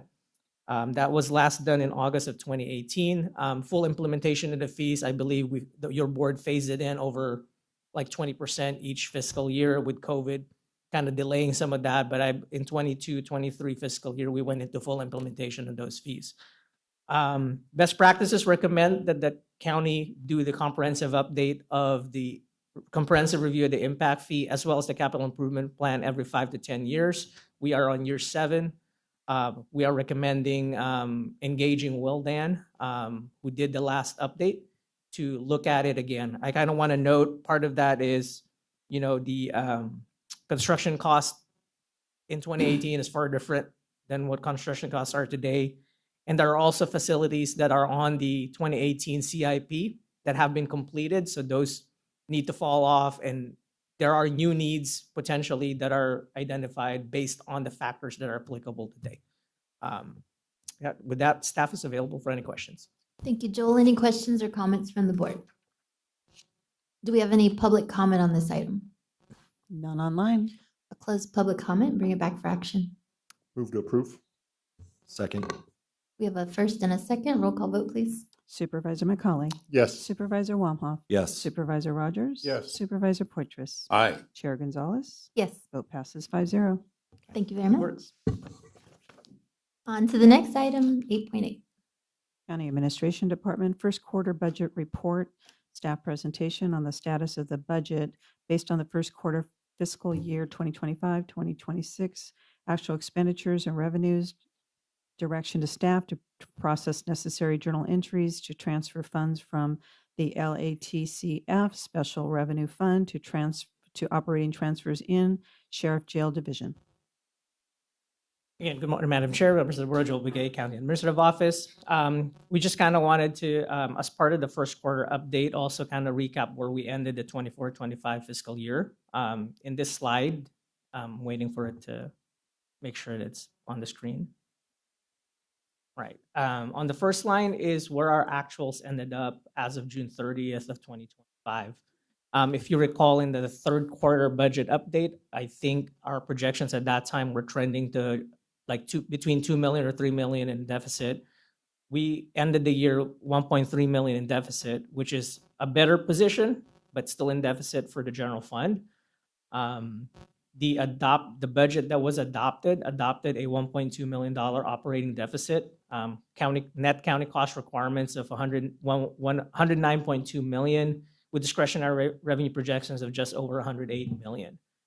As of the first quarter actual expenditures and revenues, we expect the net county cost requirement to be almost $1 million lower.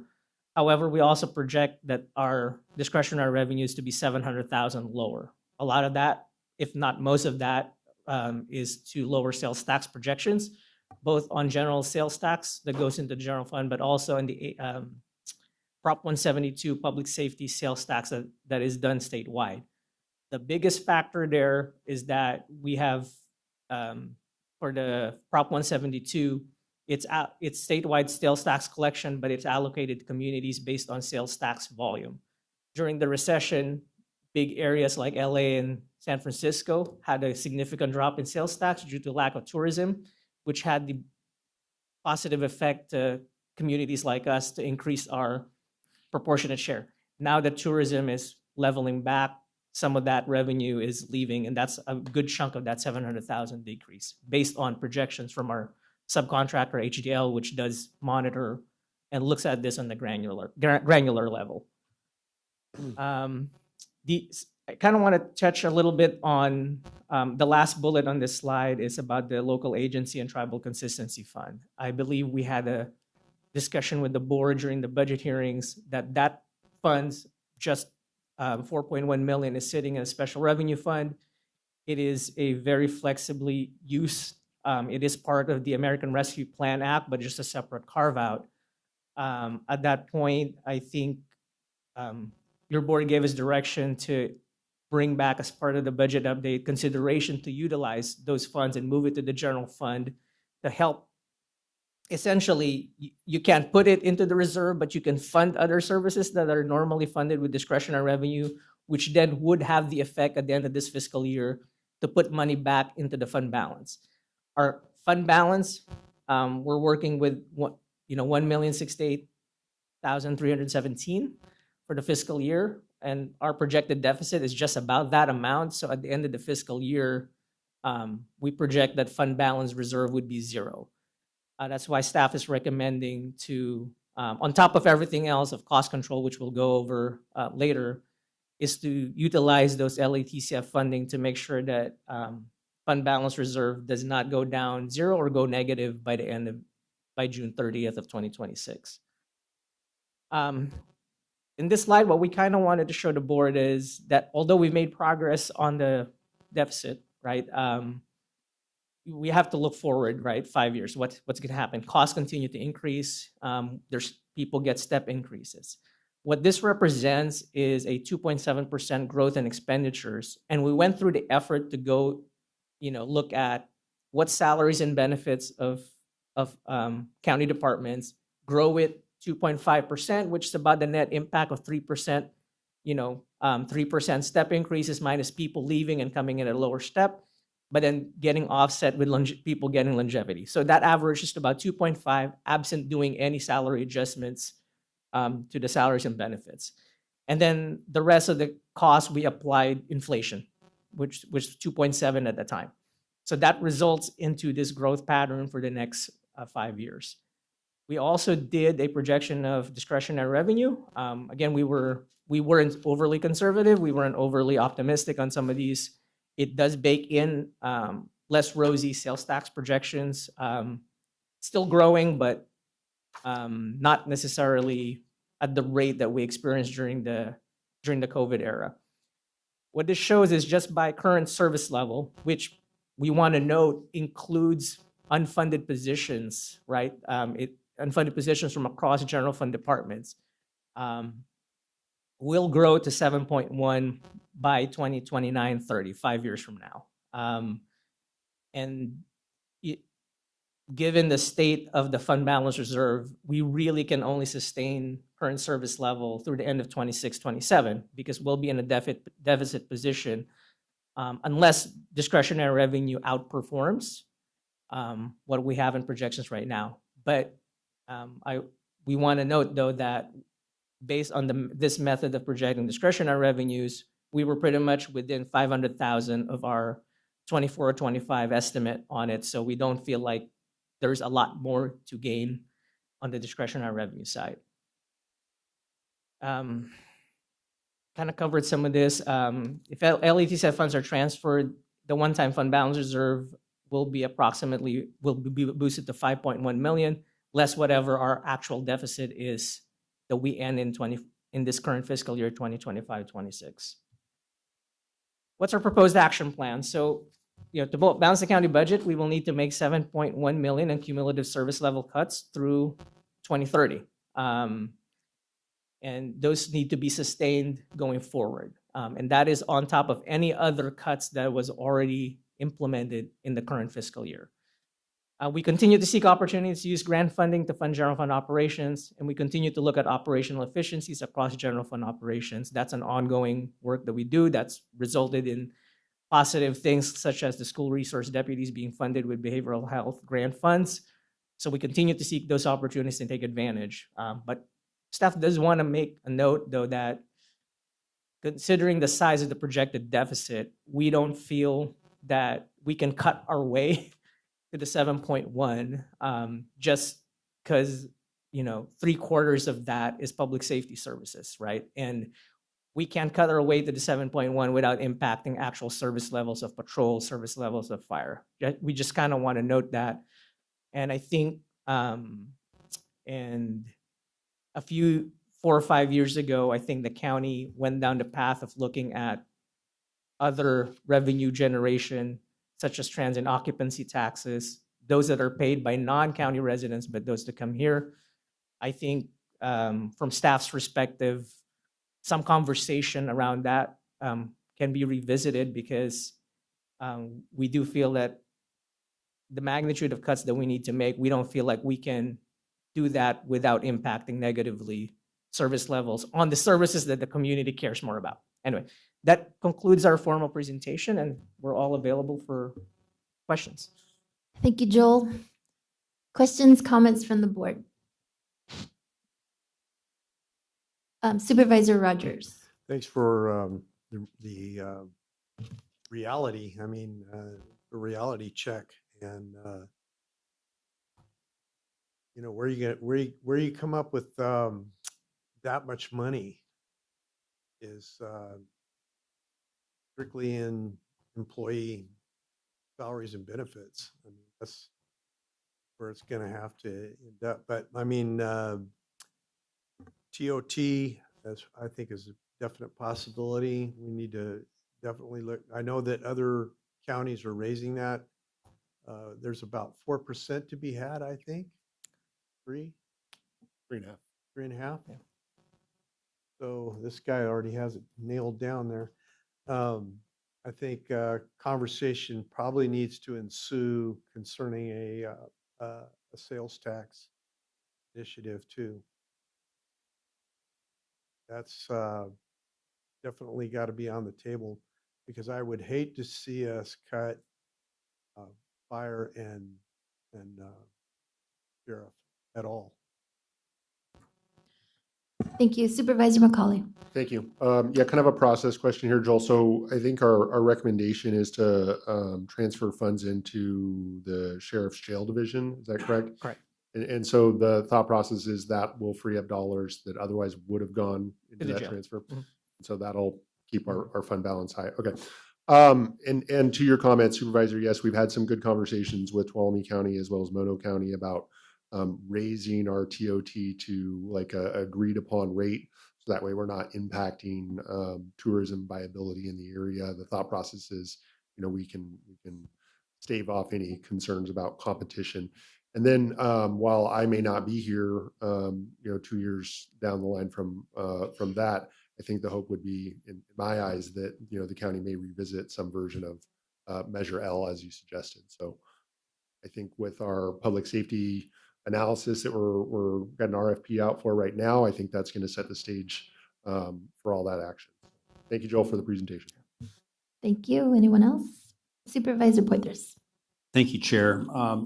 So in regards to potential cuts, those conversations are occurring now. So, and I know you're stressing what the severity or the issue that we're facing because, these LTF funds, I mean, that's it.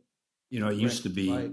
Those were out there kind of hovering and, oh, okay, that's our safety net. But now our safety net is just, here it is. So I think that, as a board and staff, we're going to have to, these are difficult times, difficult decisions. And, we need to be prepared to do that. I mean, there's no other, we can't just go out and, print money and Right. so forth. So it's so just be prepared, everybody. Thank you. Thank you. Supervisor Wamhoff. And Joel, I just wanted to clarify, you said that these numbers are reflective of allocated positions but unfunded, correct? Right. It's net of the unfunded positions. So it already takes into account the savings we're realizing for positions that departments have identified to unfund in the adopted budget. And how is that, would that be any different, or is that just maintaining current service levels right now? Correct. So one way to look at it would be this year's current service levels, which is already in some departments' views, reduced service levels because they've unfunded. I'm going to use the sheriff's office as an example. They've unfunded 25 positions across their operations. That is the max. The sheriff, I don't know if sheriff's here, but in our conversation with the sheriff, that's the max they can unfund without impacting patrol, but it's impacting other areas of their operations. Sure, it was more of a technical question in regards to the budget. So Sure, I'm sorry. this budget is reflective, or these numbers are reflective of the current service levels. It has not. There are no fluff when it comes to allocated positions that are just unfunded. Right? The projections is reflective of filled. This and is what they plan to filled, fill, yeah. bare bones, Mhm. what we currently have. Correct. There isn't any fluff in this. This is reality. To the best that we can project. Obviously, Yeah, to the yeah. best that we can project. Yeah. And so this is, and what exactly is in the fund of LATCF? It's 4.1, but we're kind of reconciling the interest because it's mixed with other funds, but it's approximately 4,063,000. But we're trying to carve out the interest because it's mixed in with the other ARPA funds. Once we get that, we'll get the final lock of the number, but it won't be much more than the 4 million. 4 Yeah. million. So, when everyone around the county has their hand out. There's only three ways. You can tax your way out of it, you can cut your way out of it, or you can grow your way out of it. And those are our options. And we could do a combination of all three of those things, but that's the only way. And we are in a situation now where our piggy bank has run dry. And those that are out there need to understand that I believe this board will always prioritize public safety and core services above everything else. But these are all tough conversations to be had. These are conversations that are currently being had with other counties around the state right now. I mean, Merced has had some very, very contentious issues with cutting fire stations, and they're deeper down this road than some others are. But we could be potentially having these same conversations in a year or two, and I don't want to do that. So I just wanted to kind of let that be public knowledge out there that we are experiencing tough times. That's a great point, Supervisor. Our effort to try to get ahead of those, that we're not like we have to, otherwise we're bankrupt. That's the staff's goal. Well, thank you, Joel, for the presentation. I'm going to echo all the sentiments of our board. I'll open it up for public comment at this time. Do we have anyone online? I'll bring it back, and I believe you're seeking direction to transfer the funds. Correct, Move Supervisor. to approve. I'll second. We have a first and a second. Roll call vote, please. Supervisor Rogers? Yes. Supervisor Wamhaugh? Yes. Supervisor Poitras? Aye. Supervisor McCully? Yes. Chair Gonzalez? Yes. Vote passes 5-0. Right, thank you, Board. Thank you. Item 8.9. Public Works Department, Engineering Services Division. Introduction of an ordinance amending Chapter 9.58 of Title 9 of the Madera County Code relating to general noise regulations. Waive the first reading and set the second reading for December 9th, 2025. Dominic? Morning, Madam Chair, members of the board, Dominic Tyberski, Madera County Public Works Director. I am before you this morning, excuse me, to introduce an ordinance amending Section 9.58.020.g of Title 9 of the Madera County Code relating to general noise regulations. The department requests waiving of the first reading and to set the second reading for December 9th, 2025. The current Madera County noise ordinance limits construction activities to the hours of 7 a.m. and to 7 p.m. Monday through Friday and 9 to 5 on Saturdays. No activities allowed on Sundays. Situations exist where performing work outside of these hours is mutually beneficial to the contractor and the public, particularly utility work. In areas near schools or areas with high pedestrian or vehicular traffic volume, yet away from residential developments, night work provides a safer environment due to the lack of the pedestrian and vehicular traffic. The department receives requests to perform work outside of the hours of the existing ordinance from time to time. The modification, or this modification, would allow the Public Works Director to approve off-hour work on a case-by-case basis as controlled by improving safety and reducing impacts to the Madera County residents. If you have any questions, I'd be happy to try to answer. Thank you, Dominic. Do we have any questions, comments from the board? Chair, I would move to waive the first reading and set the second reading for December 9th. Second. We have a first and a second, but before that, I'll ask for public comment. None online. Close public comment. Call for the vote. Supervisor McCully? Aye. Supervisor Rogers? Yes. Supervisor Wamhaugh? Yes. Supervisor Poitras? Aye. Chair Gonzalez? Yes. Vote passes 5-0. Thank you very much. Thank you. Okay, at this time, we will take a break. We have some GSA items at 1:30, so we'll take a break. Madam Chair, there are pending legislation unless you want to break and take. I'd like to break. We'll take care of that when we come back. Okay. We'll be back at 1:30. Thank you. Yeah.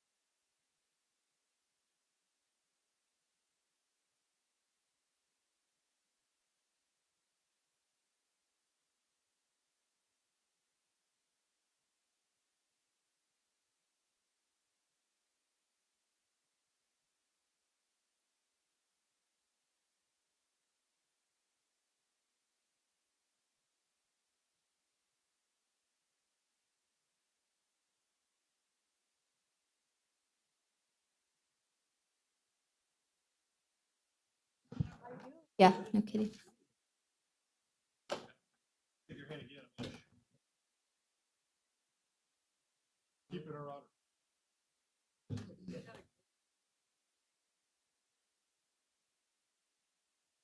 Are we on? Recording? No.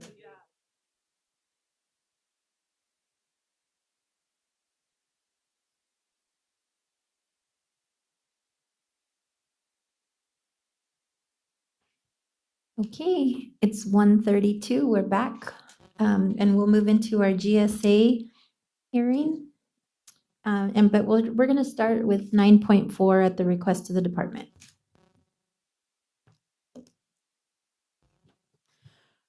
Board of Directors, Groundwater Sustainability Agency, Water and Natural Resources Department, discussion and consideration to sign a letter to the State Department of Water Resources relating to the implementation of Domestic Well Mitigation Program 2026.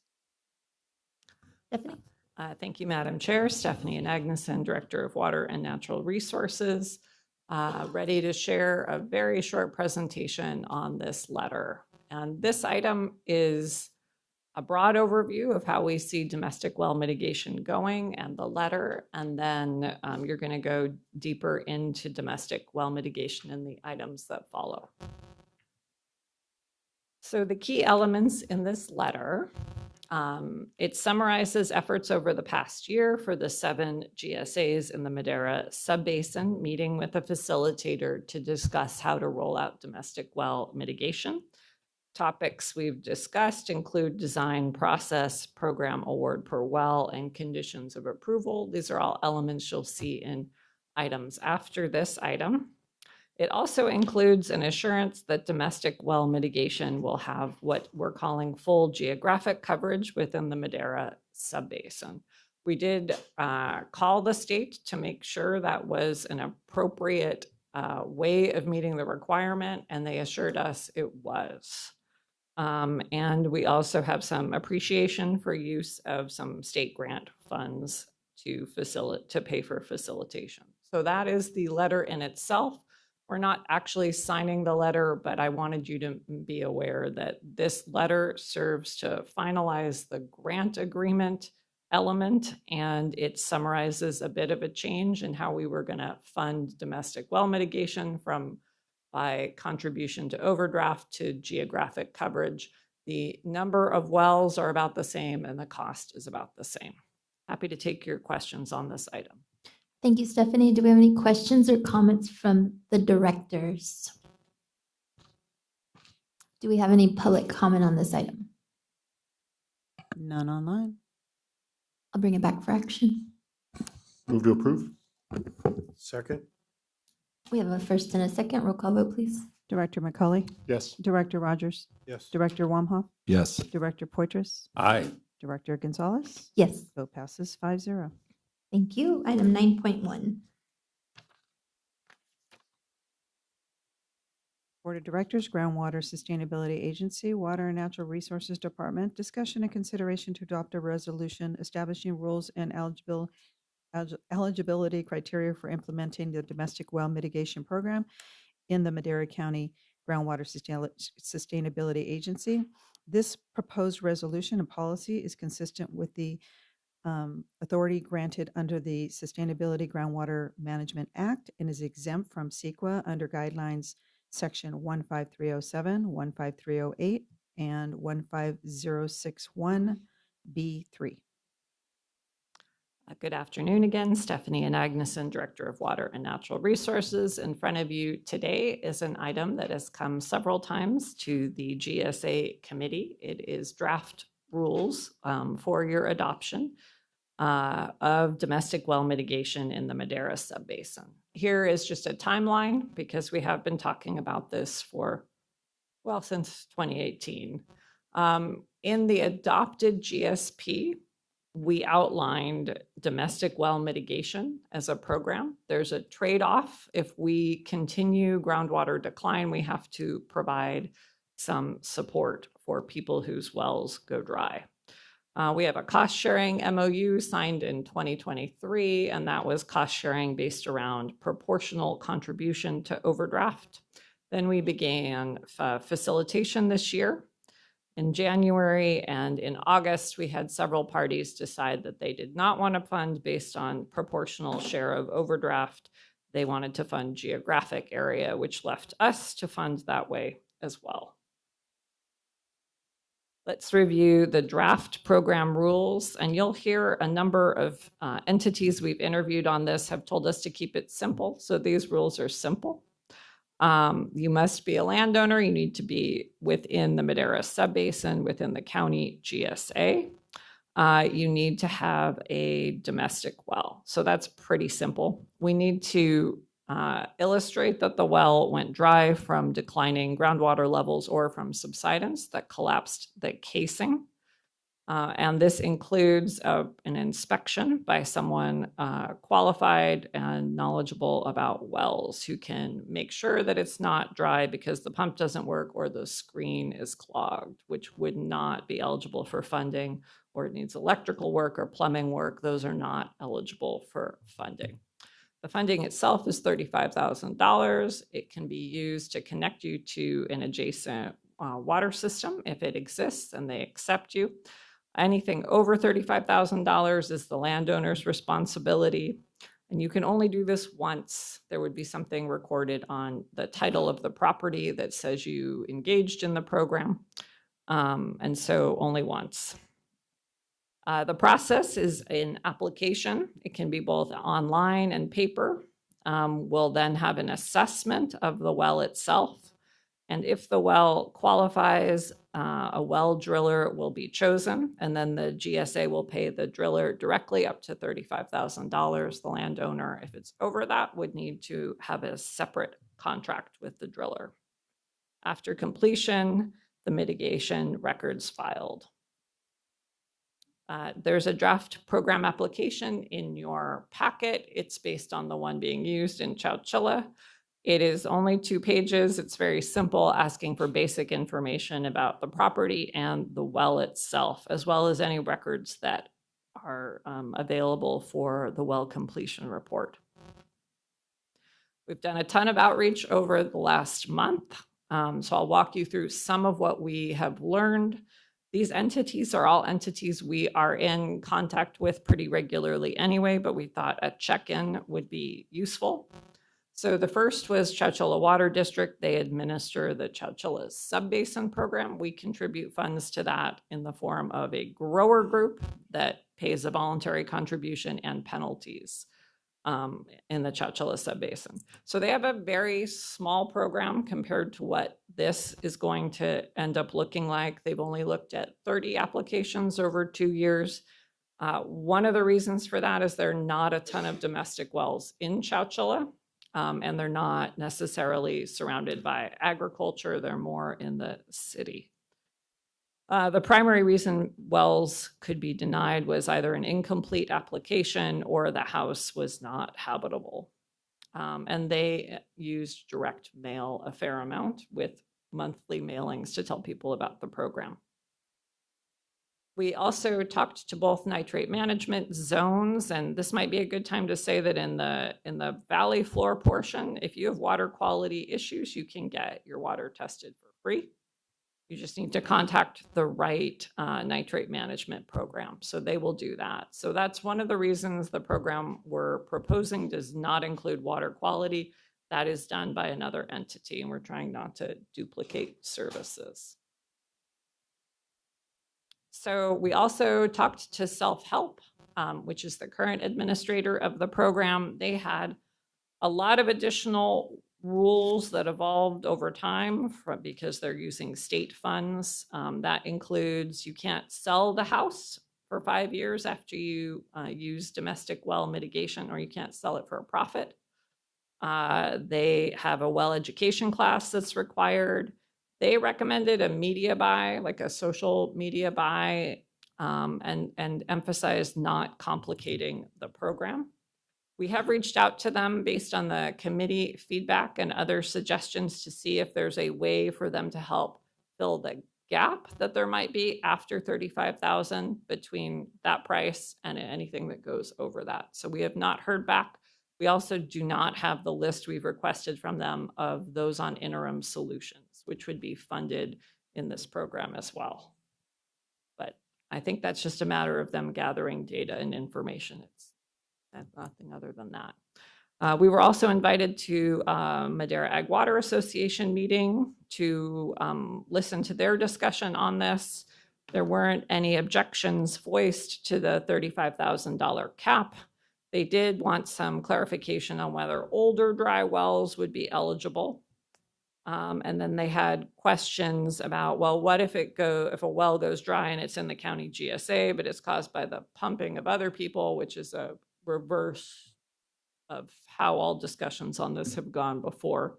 But just so you know, that is out there. They also advised revising the GSP fee based on penalties, which is already in the resolution. Then we did 2 focus groups. Some of the people were recruited at Director Wamhoff's open house. And we got folks from the Ranchos into a room, and then we discussed the program. There was not any objection to the $35,000 cap. People viewed that as sufficient relief. Relief was the word used. They requested we do additional outreach to well drillers so they knew about the program. They also recommended adding some well deepening options. There were some concerns about fairness, and they wanted kind of more reporting on the program. We also found some language issues that were helpful that come up in focus groups a fair amount. They thought dry well help and private well were more helpful than domestic well mitigation, which sounds good. Domestic well mitigation sounds a little legally. We met with Fairmead and Friends. Their concerns were mainly around making the program more accessible for older people or folks who did not speak English, asking for assistance, helping people with filling out the application on the phone. There was some desire to increase the funding to $50,000. That's, of course, not what was in the rate study. So the staff recommendation is to approve this resolution, which would adopt rules. We can still be relatively fluid, no pun intended, and come back when we have issues, depending on what we see out there. But adopting these rules, as well as the next item, will get a program in place in January 2026. Happy to take your questions. Thank you, Stephanie. Director Rogers. Yes, on the self-help, tangled my tongue there.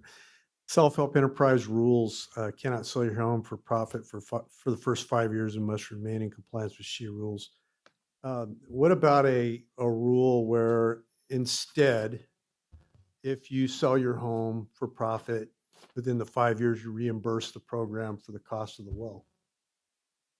Your board can certainly consider that. Yeah, I think tying the hands of homeowners concerning the sale of their home could be precarious. I think we ought to allow that option to reimburse the program if you sell your home within 5 years. That's my opinion. Yeah, thank you for bringing that up. That was the one thing that really stuck out with me is, when we did the home loan things in 2008 and 2009, they had similar features where you had to remain in the home for 2 years.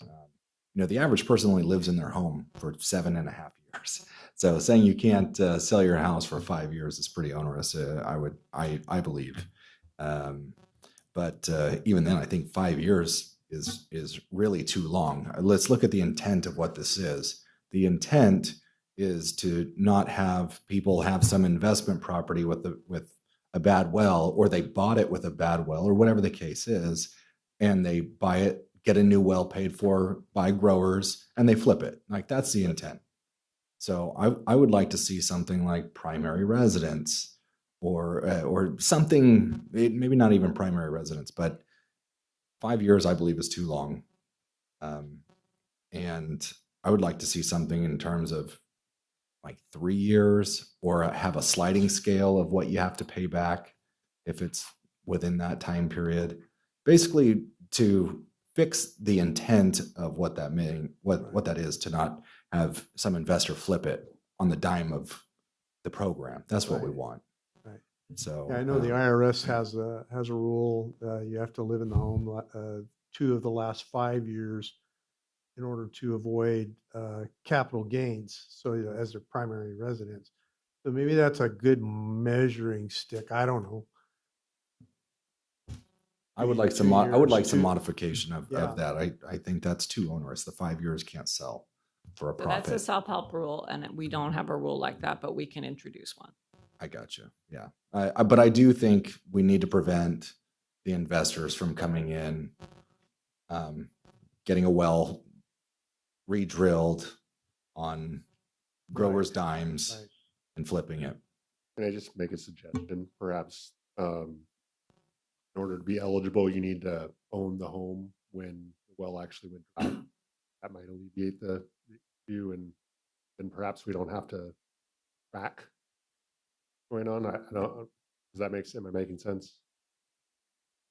Well, I think a lot of it has to do with what does dry actually mean? Because I mean, is that the time where it literally zero water comes out? Because there are sometimes you'll buy a house with, it's generally a bad well, has very low production, and that would be considered a bad well. But can you still eke out a gallon a minute? I believe to qualify for certain loans, you have to have the well certified for 5 years. Rob, do you know what the figure is on that? I don't know what it is. But No. I know you have to have a certification, well certification. I to build a purchased well. 2 homes with wells over the last, 8 years. And all the requirement is that there's water. You don't have to have it certified, or at least the lenders that I went through. Okay. But I think Supervisor Poitras wanted to chime in. Yeah, I wanted to mention, that with the self-help program, I think that's kind of a different situation, because the people that are in the self-help homes are getting the home at a deep discount. I'm not even sure if they pay anything, under self-help. I know that they participate in the construction. So I can see why self-help would have that rule, for something that you have. I mean, you put your sweat equity into it, but it's a special program versus Right. market homes. So I think there's that nuance. Might the board consider reimbursing the program if you sell within 3 years? Yeah, I think that's good. I would like some sort of sliding scale, where, because I don't know, like keeping a house more than 3 years, you reimburse 100% of the program. I would need to do some more thinking about that, actually, because if you bought a house that had sufficient water and it goes dry, you get a new well drilled due to not your fault, and you want to sell your house in year 2, now you have to pay or reimburse the program for something that wasn't really your fault. And just because it has a new well, does it have increased value? Sure, it has increased value, but should you be reimbursing 100% of the cost of your well going dry? I don't think so. I don't think that's fair or right. And this hasn't come up in the Chowchilla program, which is our closest analog for it. Yeah, we're going to see a lot of things that don't happen in Chowchilla just because of the volume, right? The size of the program's Sure. different. And I think there's a lot of different nuances occurring. I mean, right now, I think the vacancy rate or the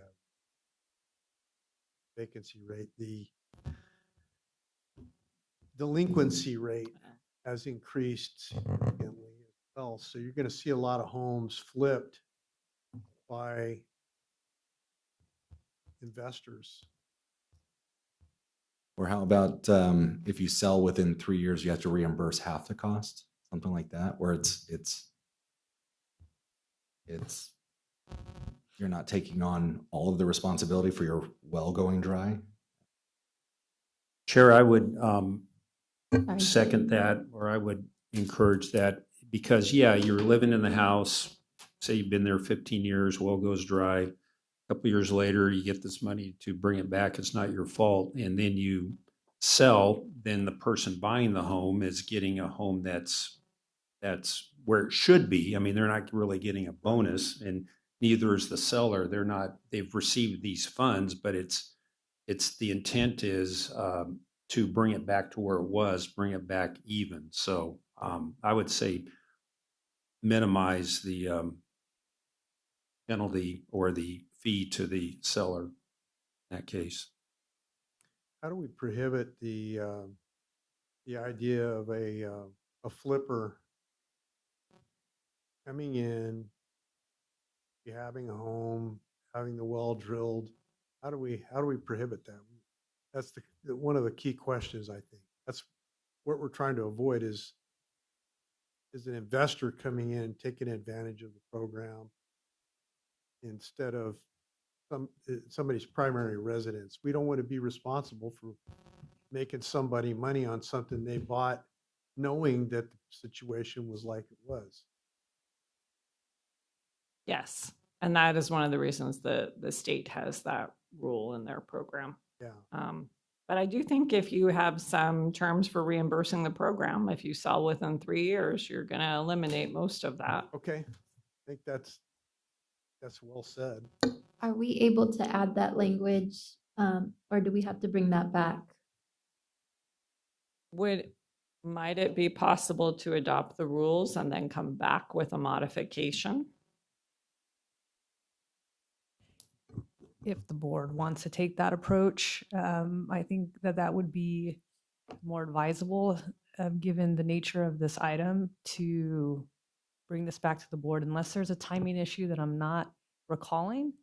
That would be my only, so it's either bring it back to the board after this has been added, this language has been added for approval, or as Adopt.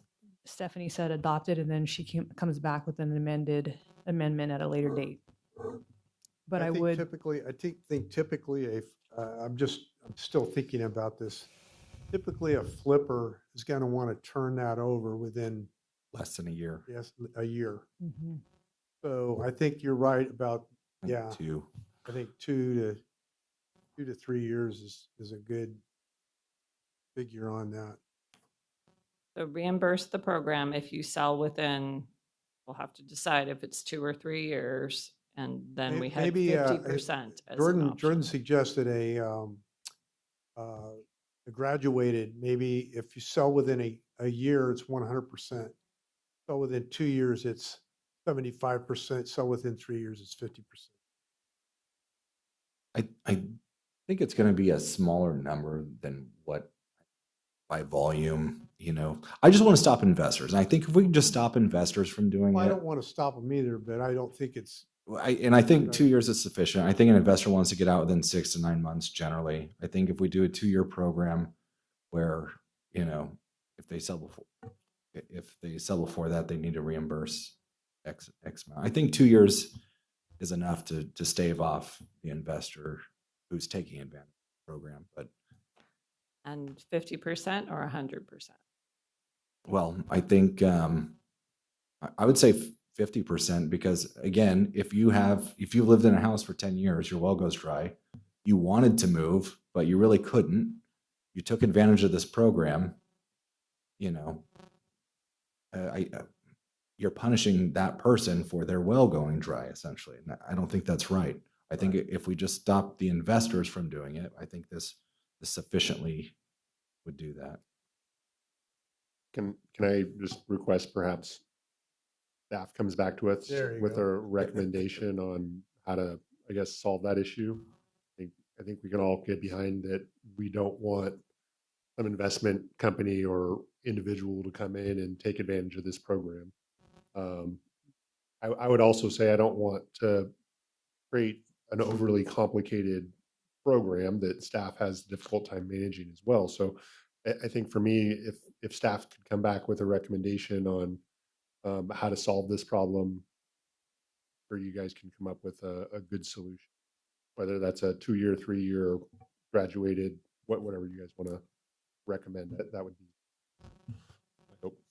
Yes, we would be happy to do that. We might want to come back at the next or last board meeting of the year so that we have rules in place before January when the program needs to roll out. Ideally. Okay, at this Working towards time, Supervisors Director Macaulay. Yeah, I did have I guess since we've kind of moved beyond that or figured that out, kind of reporting was something that you had mentioned, Stephanie, and it's something I've heard from folks as well. In fact, I've heard folk call for more oversight over this program. I think I've heard suggestions of a committee to approve applications that come in.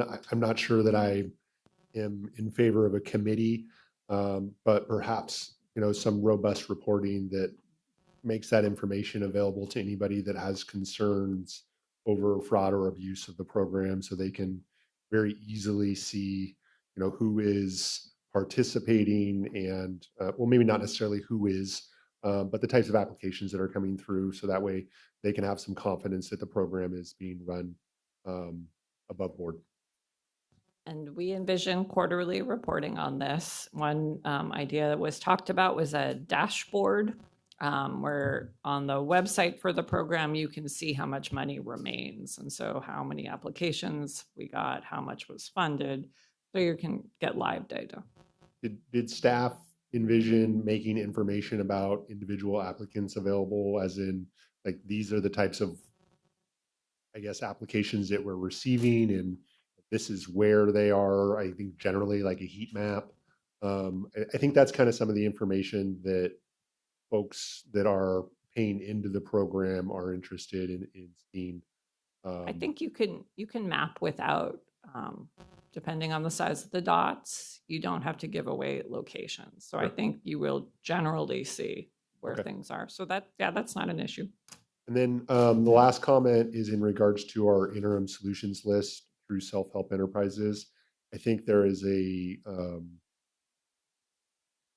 desire to see information, similar information that I was discussing around reporting around this list. I think people just want to make sure that this list that we have out there are all indeed, eligible households or residences that have gone dry as a result of ag pumping. So any information we can make available to the public around that list, I think is going to be beneficial for us. Will do. So to summarize, I'm coming back to the full board in 3 weeks. Yes. Okay, got it. At this time, I'll open it up to public comment. Do we have any public comment in the audience? None online? Oh, I'm sorry, see Noah. Yeah, we'll get to him after the indoor comments. Indoor. Hi, everybody. Mark Peters, Madera Subbasin. No, sorry, I get to go first again. And boy, I know everybody is trying to get this program right, even by all of the questions and going through this. Just to speak for the growers one last time, and I won't come back when it comes back to the board again, nor do I have any preconceived notion of getting a change. But DWR requires mitigation. Every grower understands that, and I think every grower agrees with that. But we struggle with the qualification, and the qualification says simply, and I'll read it again, it's page 1742 of your packet. How you guys do this, I don't know. That's just, Stephanie did have it up though. It says, the well must have been gone dry due to declining groundwater levels, point blank. And to me and to us, and if you listen to all the questions that have been asked and points that have been made, that doesn't feel like mitigation. That feels like an absolute number. Mitigation feels like, oh gosh, here's somebody with a 45-year-old well, and they've got a lot of use out of that well, and it went dry. And that is different than somebody that just dug a well and it went dry and it's due to declining groundwater levels. And there should be, and other GSAs have, qualifications that speak to the age of the well.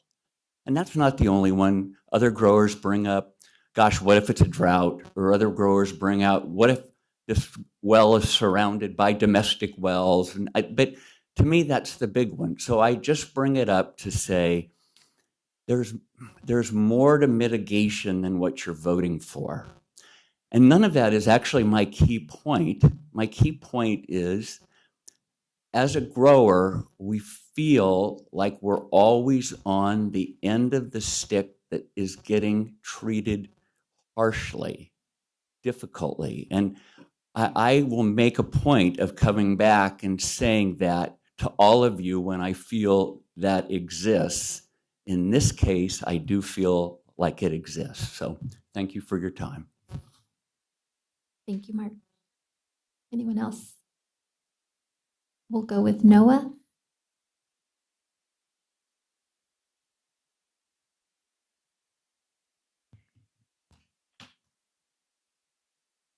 Are you there, Noah?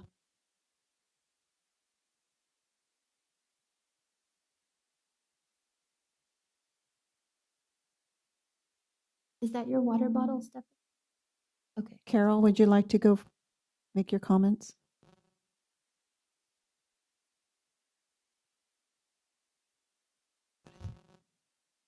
Do they know how to unmute? Go back. Go ahead, Noah.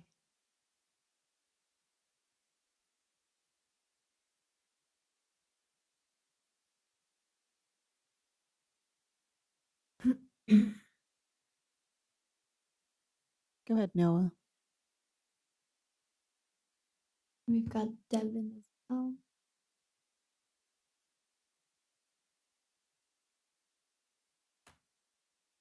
He's speaking. Just one moment.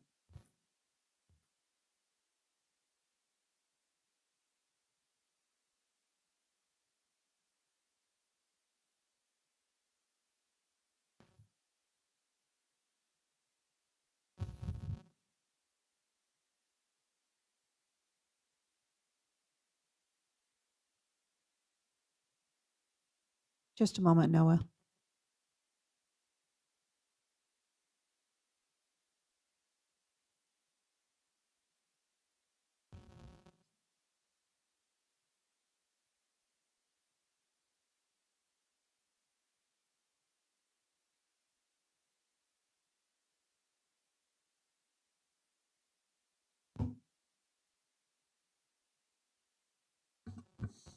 So Dave, Yes.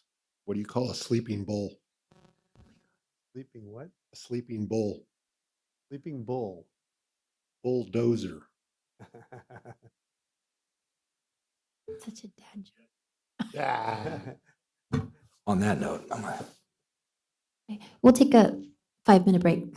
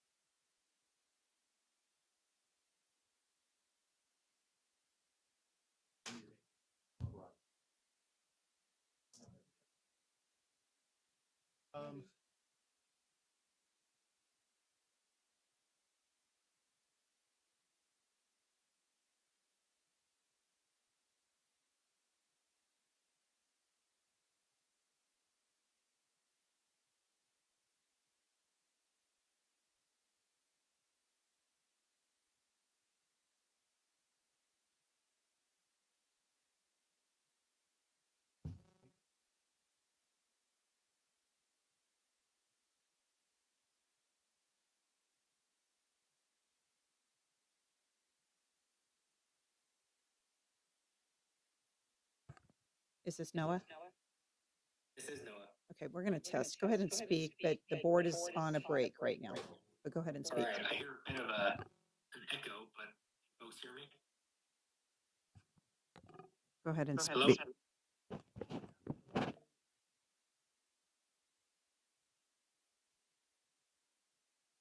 Bulldozer joke again. That works. Go ahead and test. All right. Maybe Supervisor McCoy can give me his joke again. You want to hear the joke again, Noah? I think I got the punchline, but I wouldn't mind hearing it again. I'll tell it to my son later. Next time. All right. It's very echoey. Yeah, it is. Just one moment. Let us work on that.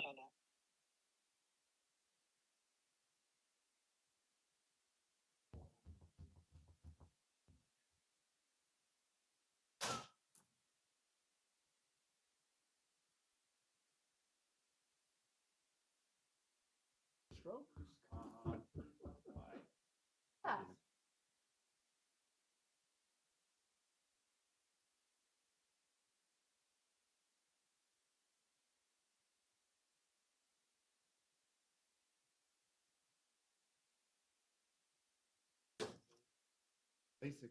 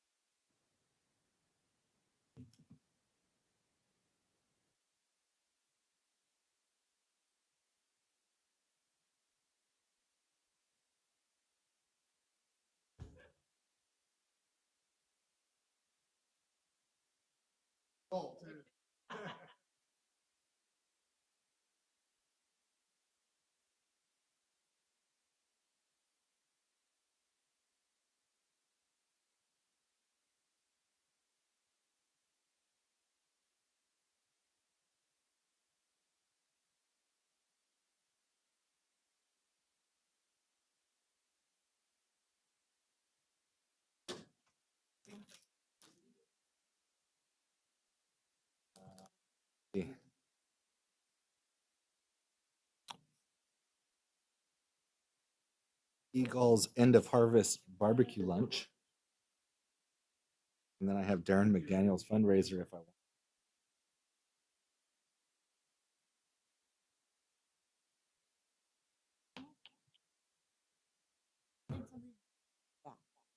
That's what we do. I'm known for being big.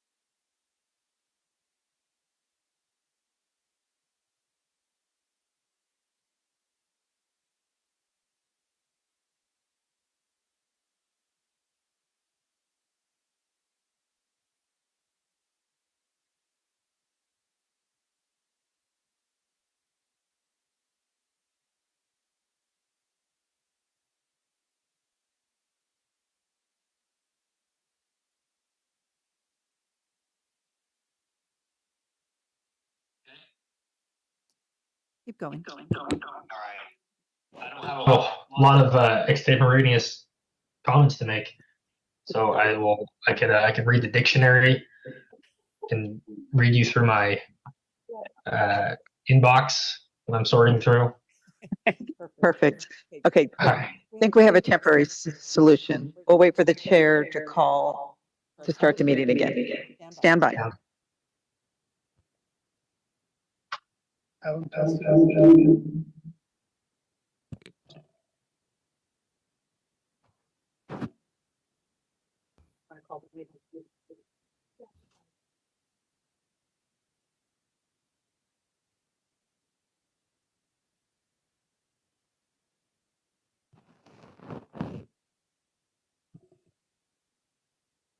We're live.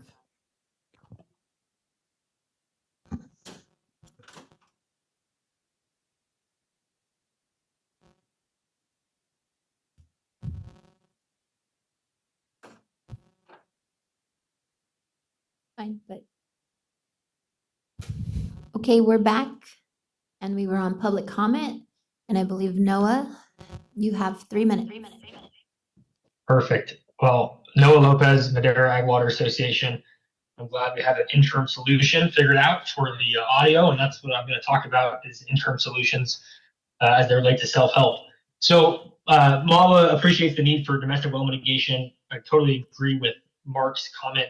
I think most growers understand that this is necessary to allow the continued overdraft through transition water. And so we support the basic framework laid out in these rules.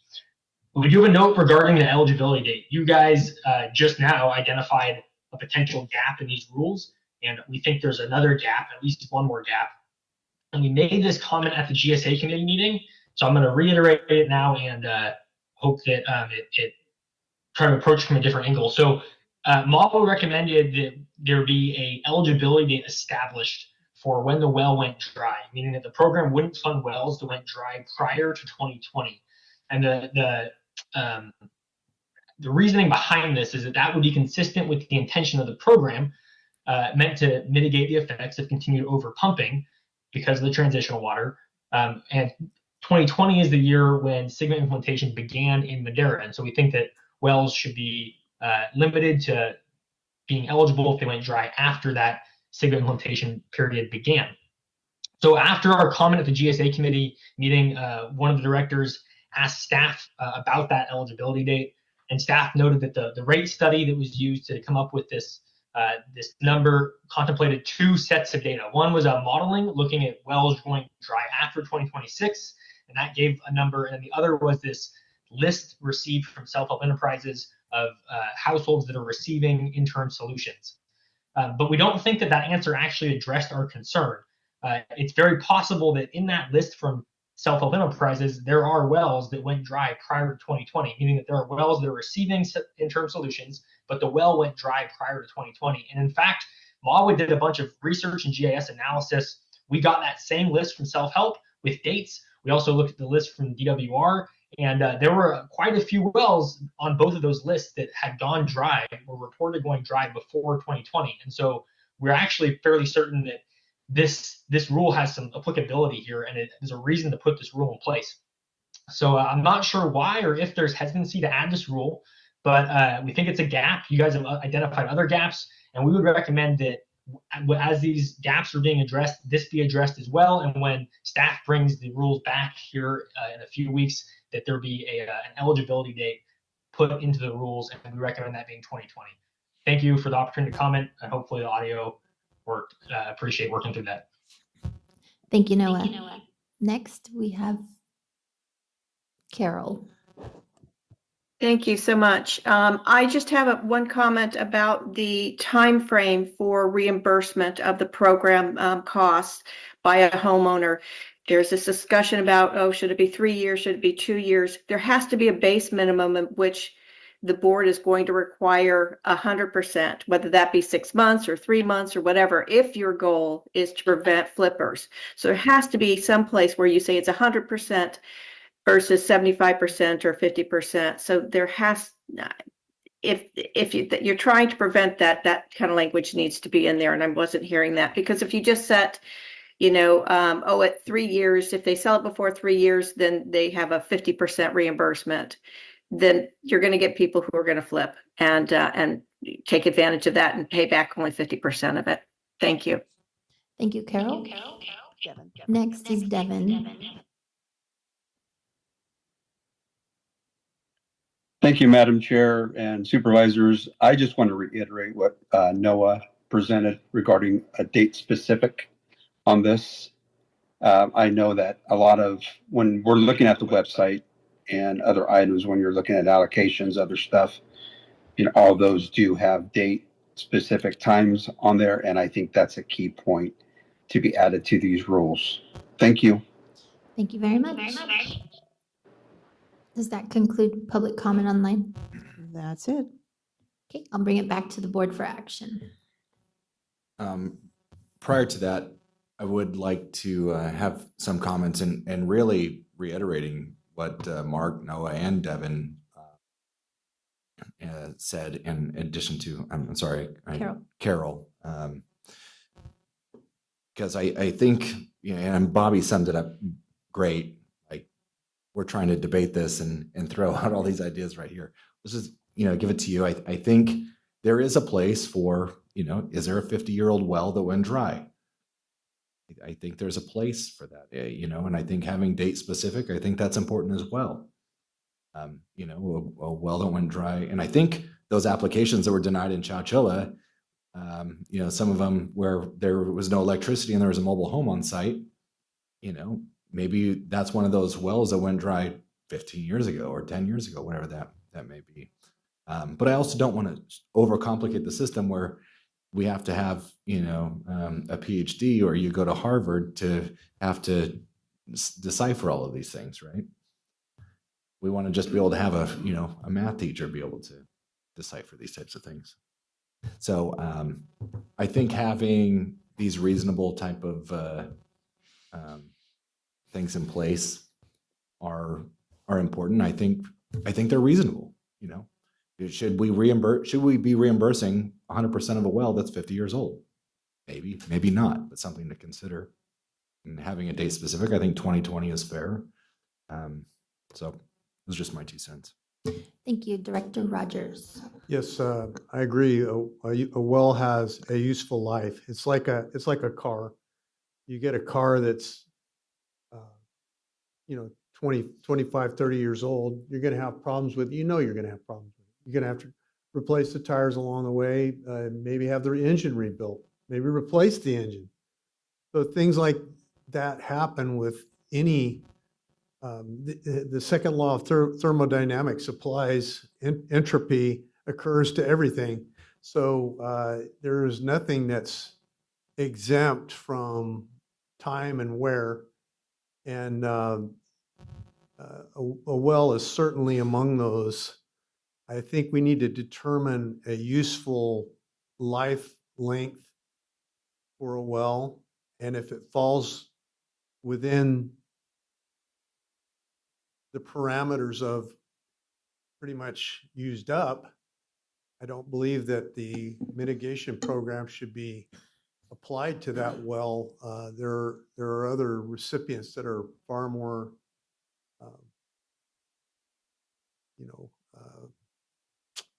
worthy of us looking at. So that's my thoughts. Okay, thank you very much. I'll entertain a motion, or is that plenty of direction? Do you need a motion in that, County Council? Madam Chair, I believe the direction was to come back to the full Board of Directors at your next meeting, and only meeting scheduled right now in December. Unless there's any other clarification needed, I would recommend there's just no action on this item because it's a recommendation for approval of a resolution, unless you want to codify your direction, but I'm not sure if the director needs that or not. I think she gets what we're saying. I think so. So I've written down age of well, year it went dry, reimbursement, and habitability of home. And of course, the other As issue, issues that could be reflected in rule and revisions. the other issue of sale. It's- Say that again, I'm sorry. The other issue concerning sale of home. Right, the reimbursement Yeah. with sale. Oh, okay, yeah. And, for me, it would be helpful. I think it was mentioned that there are other GSAs that have, I guess, a deterioration on the amount that is available based on how old the well is. I think that was mentioned by Mr. Peters. And so if there's information you can pull from other GSAs around that, that would be helpful for me. In addition, as far as the self-help list, I would, if that is available readily, I'd just review a copy of that list. Yes, I do not have a copy. We've requested it 3 times. It sounds like Noah has a copy, so perhaps Noah will share and then we can ask self-help again. Thank you. And just to be clear, because I think this might have been missed, this program was intended to fund these 2 categories, right? Like moving forward in 2026 and your well went dry, and a list of people on interim solutions, and we don't know what year. But let's say you're not on an interim solution and your well went dry in 2023. This program does not have sufficient funds to go back in time and fund if you're not on that interim solution list. Right. And that's a much bigger program than this is. Okay, thank you, Stephanie. Okay, moving on to item 9.2. Board of Directors, Groundwater Sustainability Agency, Water and Natural Resources Department, discussion and consideration of entering into an agreement with David's Engineering, Inc. in the amount not to exceed the amount of $513,896 for the Domestic Well Mitigation Program Management Services for a term ending December 30th, 2026, and authorize the chair to sign. Good afternoon, Madam Chair. Stephanie and Agneson, Director of Water and Natural Resources, ready to share my screen. So this is another element needed in order to get the program off the ground. The David's Engineering folks are both the point of contact in the subbasin, and we're also present in all of the discussions on domestic well mitigation. Numerous other parties are requesting that David's Engineering manage their program, as they are both technical and trusted and experts at this point in the Madera subbasin. So this contract is less than 10% of the total program costs. All of the contract services are billed by the hour and at request of staff. There are some subtotals by task there, which got a little bit of a rabbit hole when we took them to the committee, but those are estimates for what might be spent there. But they would be the program manager providing a local phone number, taking the calls, calling people back, sending out a professional geologist to assess the well or engineer, working with the drillers to get bids on wells, and then authorizing the work, including permitting here at the county, and then paying the drillers or facilitating that. We're paying the drillers directly.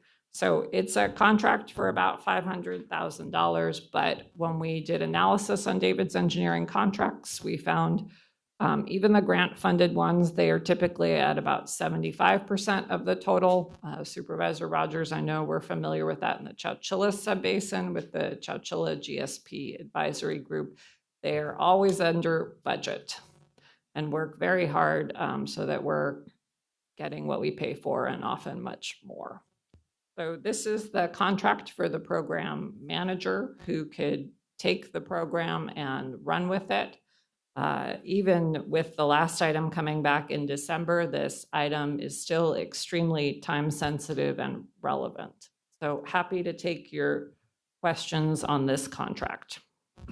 Thank you, Stephanie. Do we have any questions or comments? I just want to verify that what she's saying is absolutely relevant. Every contract we've had with David's Engineering they've come back less than the budgeted cost. I believe that's the case every year for the last 5 years. Yes. Thank you. Thank you. Do we have any public comment on this item? None online. I'll bring it back. Move to approve. Second. We have a first and a second. Roll call vote, please. Director Rogers? Yes. Director Wamhaugh? Yes. Director Poitras? Aye. Director McCullough? Yes. Director Gonzalez? Yes. Vote passes 5-0. Thank you. And 9.3. Board of Directors, Groundwater Sustainability Agency, Water and Natural Resources Department, discussion and consideration of entering into an agreement with Hydrostat in an amount not to exceed $493,020 to perform remote sensing services for a term ending December 30th, 2028, and authorize the chair to sign. Thank you. Stephanie Agneson, Director of Water and Natural Resources, ready to share my screen.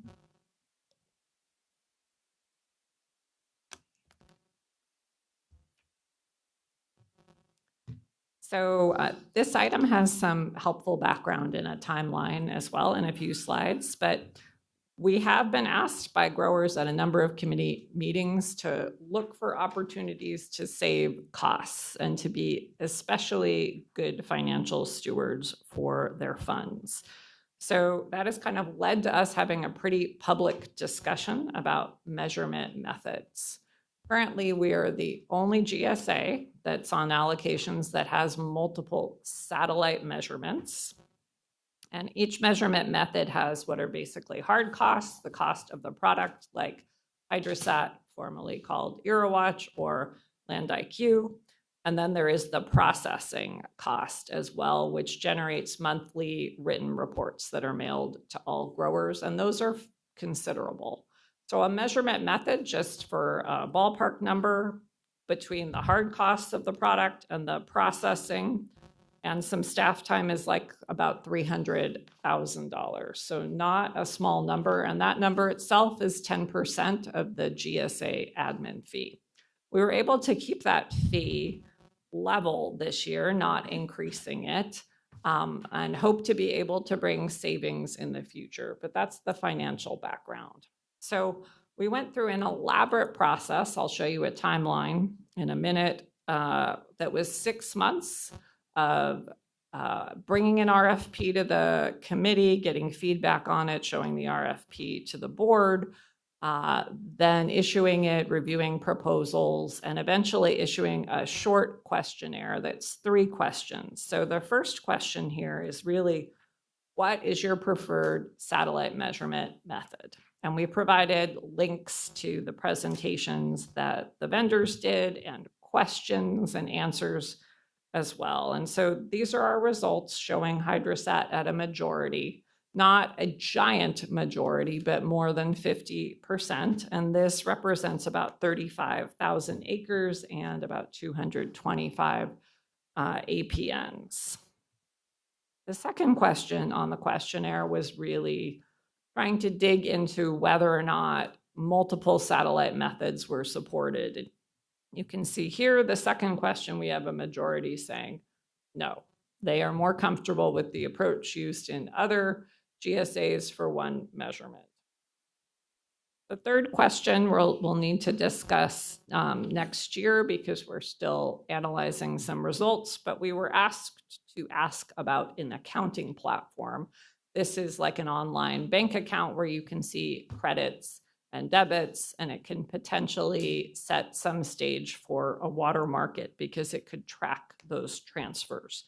So when we asked the question which accounting platform was preferred, we also have a sizable number saying they don't want this service. So that to me suggests that there is some potential here for some cost savings. And one thing we've said at the committee meeting is what we're doing currently is maximizing your choices, but that is also maximizing costs.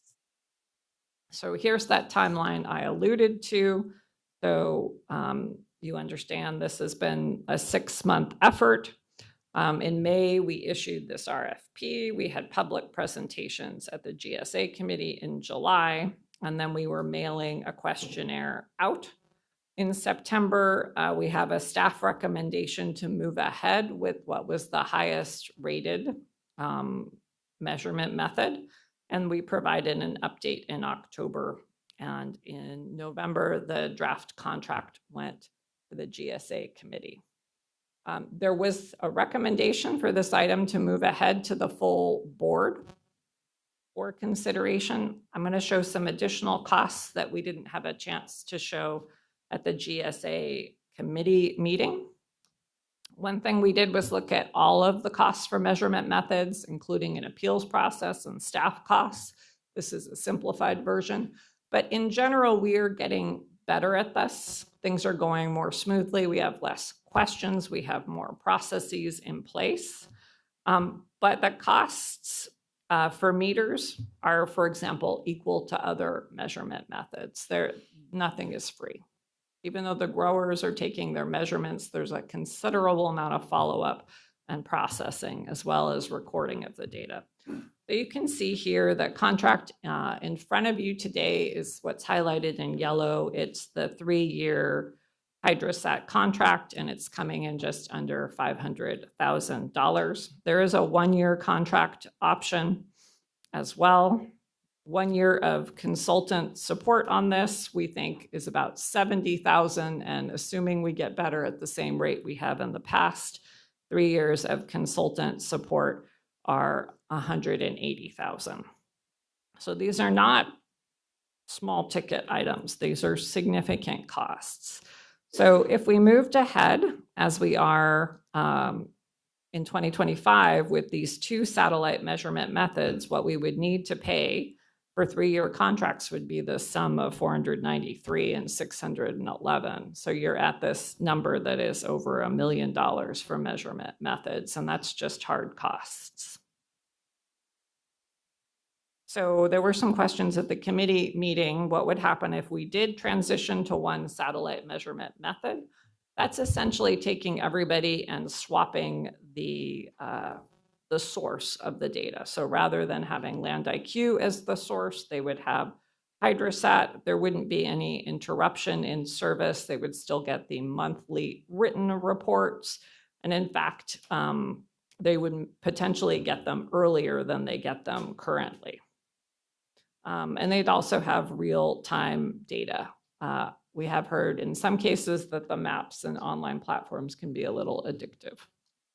So based on the measurement questionnaire, the staff recommendation is to bring you the 3-year contract with Hydrosat because of the tremendous cost savings that come from shifting from 2 measurement methods to 1 measurement method. And I will say this, we were a little surprised by the questionnaire results, but I also don't think we can ask people their opinion and then disregard it. Absolutely. So that concludes my presentation. Happy to take your questions. Thank you, Stephanie. Any questions, comments from the directors? Do we have any public comment on this item? Looks like we have Noah's hand raised.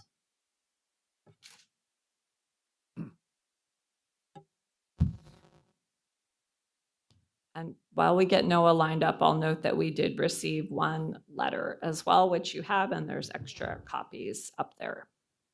Thank you. Okay. All right. Can folks hear me? Yes. Yep. Perfect. Noah Lopez Mawa.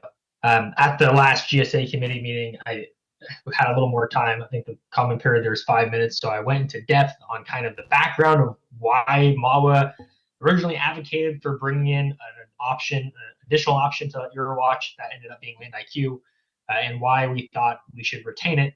I'm not going to go into all that because I don't have the time, but I will just want to point out and say this again.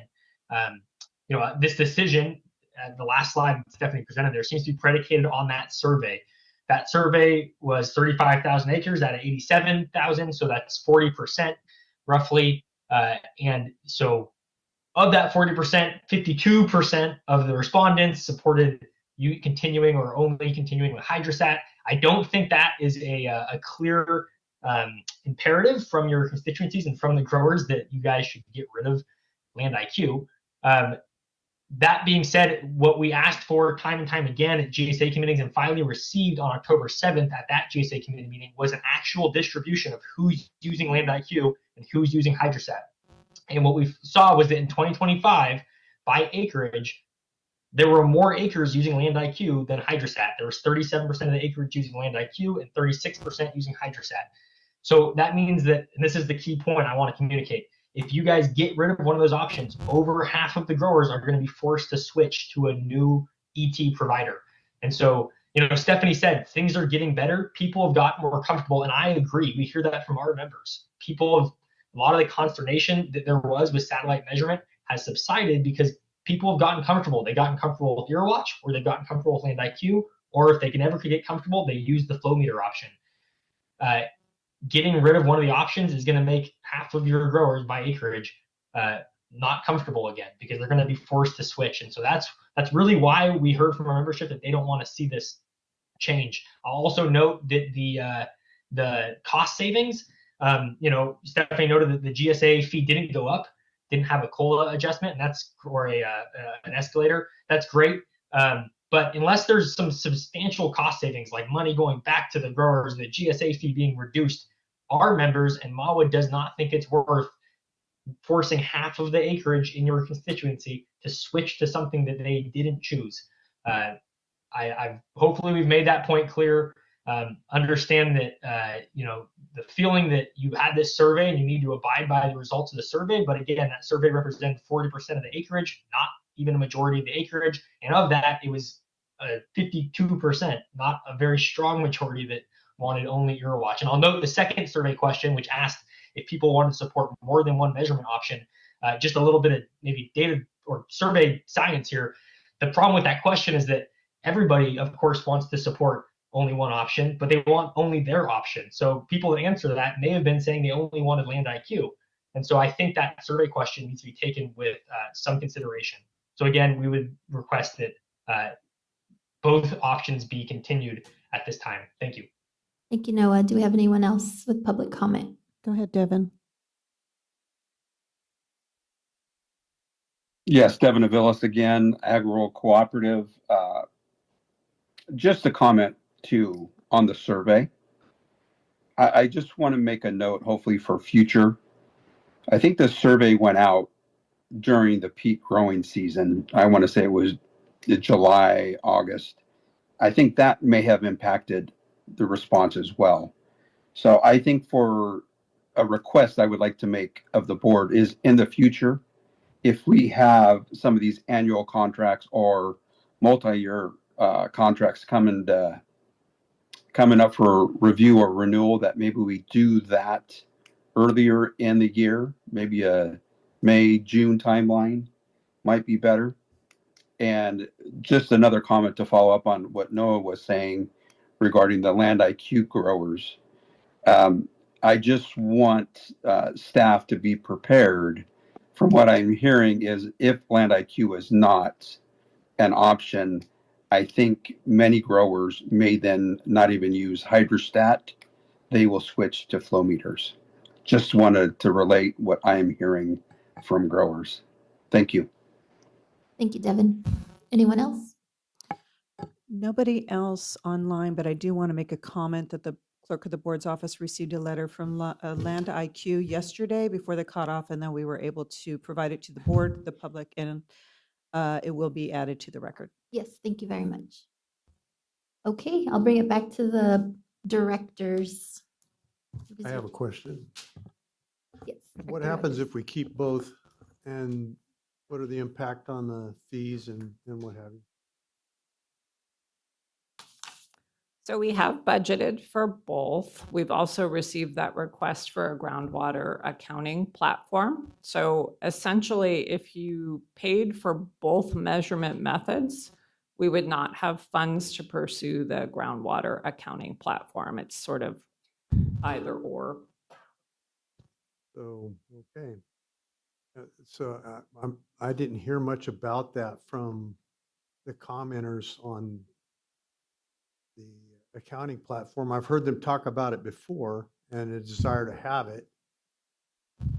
We can't have everything without some costs. I mean, it's their ball game, and what we want to do is what they want. So I'm a little perplexed by the survey and the comments I'm hearing. I'm not sure exactly what to do at this point with with the recommendation because I want to do what they want us to do. And it sounds like it's going to cost more money than what we're currently charging in fees. Am I correct? Or not? We are currently budgeted for these two measurement methods. Okay. If you went ahead with one measurement method, there would be sufficient funds for a groundwater accounting platform. I think I'd like to ask the question of the commenters. And if the board would, if the chair would indulge us to open it up one more time for some comments on the either or proposition, maybe get some comments on that. Noah and others that were AgriWorld and Mr. Peters, you might have some comments. Because I want to do what you want here. I want to help you. Can I make a suggestion? Yes, yes.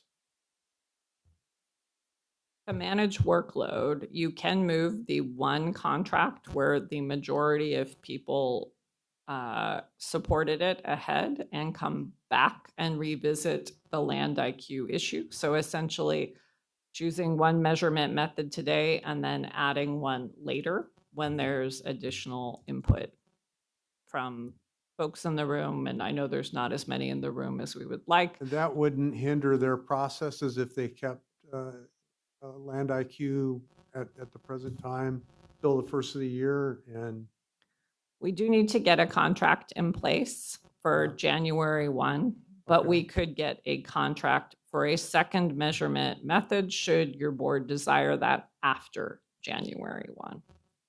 So it could go, for example, to the February GSA committee and then back to the board for discussion. That way you get a broader selection of input.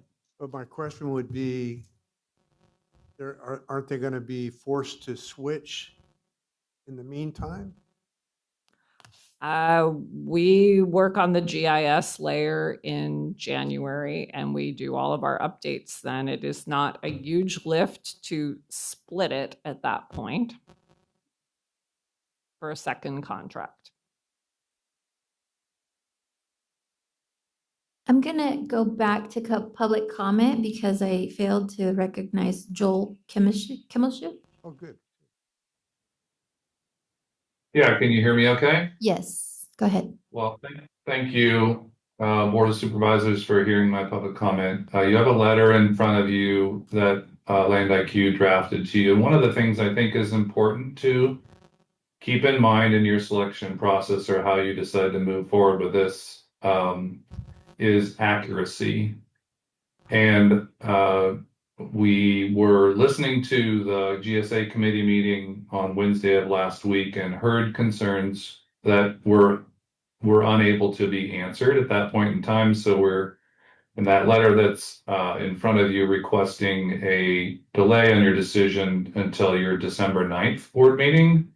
But in between then, we would like to provide you with some evidence of accuracy. And I want to point, there's one example in the letter that's in front of you related to that. But I wanted to share with you our experiences related to how important it is to be accurate in these measurements. Land IQ works for about 40 different GSAs over about 4 million acres in the San Joaquin Valley, many and most of them south of you in critically overdrafted groundwater basins where our ET work is used for the purposes of accurately as possible estimating consumptive use of water. You can reach out to those folks in those GSAs, the managers, and discuss with them individually if you prefer our track record and such. But if you tell a grower that their demand is too high, what you're essentially telling a grower is you have to pump less. If you tell a grower that their demand is too low, then you basically are telling a grower you can pump more. And then you don't maintain compliance with Sigma. In the former example, you restrict what the grower can pump and therefore what they can farm. So I can't stress enough the accuracy component of the work that is necessary when you're using evapotranspiration as a compliance mechanism. And so the way that we do that is through heavy ground truthing, and we have already established those ground truthing stations within the Madera County Subbasin, proven stations, proven methodology. And I just want to point out that we shouldn't overlook the component of accuracy, and our crew of agronomists and crop scientists that will work directly with growers here in the Madera Subbasin. Thank you very much. Thank you for your comments. Like we have Mark. Okay, Mark Peters, and again, I am a hydrostat user, and I like hydrostat, and I can follow it, and it does provide the immediate data. I am not a Land IQ user, but I totally understand the benefit of Land IQ and its accuracy, so I'm not against Land IQ. I want to speak very quickly to the survey. Okay, it was about 25. First of all, Land IQ and hydrostat have about the same number of users. Stephanie has said it, Noah said it, all the data says it. The survey was taken and more people voted for hydrostat, but that's because more hydrostat users voted. I mean, it's very clear. If we went into the internals, and nobody's asked for this, but you would go down one level and you'd say, well, how many who voted for hydrostat were hydrostat users? I think you're going to find all of them. How many voted for Land IQ or Land IQ? All of them. It just so happened that more hydrostat users voted. That's why I actually, if it was going the other way, I would have just really gotten up here and tried to trash the survey. I don't know what to do. I don't want hydrostat to go away, but I certainly know Land IQ has a big merit, almost equal, sorry guys, to the ones online, but to hydrostat. And that's what makes it really difficult because we can't afford it all. And then my last comment is, so now how about an accounting platform? Now we get really expensive. I don't need the accounting platform. I believe most people will not use the accounting platform. It's maybe beyond them, but I could be dead wrong. And Noah has a much stronger opinion on this than I do, and I know the MAUA users will use it. This is very, very difficult decision. I just wanted to add those two little tidbits. That's it. I'm done. Thank you. Thank you, Mark. Director McCauley. Yeah, I just wanted to offer to my colleagues just a possible compromise, which we discussed at the GSA committee meeting, which was allowing growers the opportunity to transition off of Land IQ to hydrostat. So do your three-year contract with hydrostat as recommended, and then perhaps a one-year contract with Land IQ to allow people to continue using it while they learn the new, I guess, software with hydrostat. So I don't even know if that would be beneficial to growers or not, but that does seem like a compromise in my eyes. Thank you, Director. Director Wamhoff. Thank you, Chair. What would be the downside of punting this to the December meeting? Just be kicking the can down the road.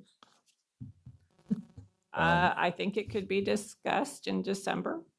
Well, Joel from Land IQ is saying that presenting more information. What are your thoughts on what Joel said?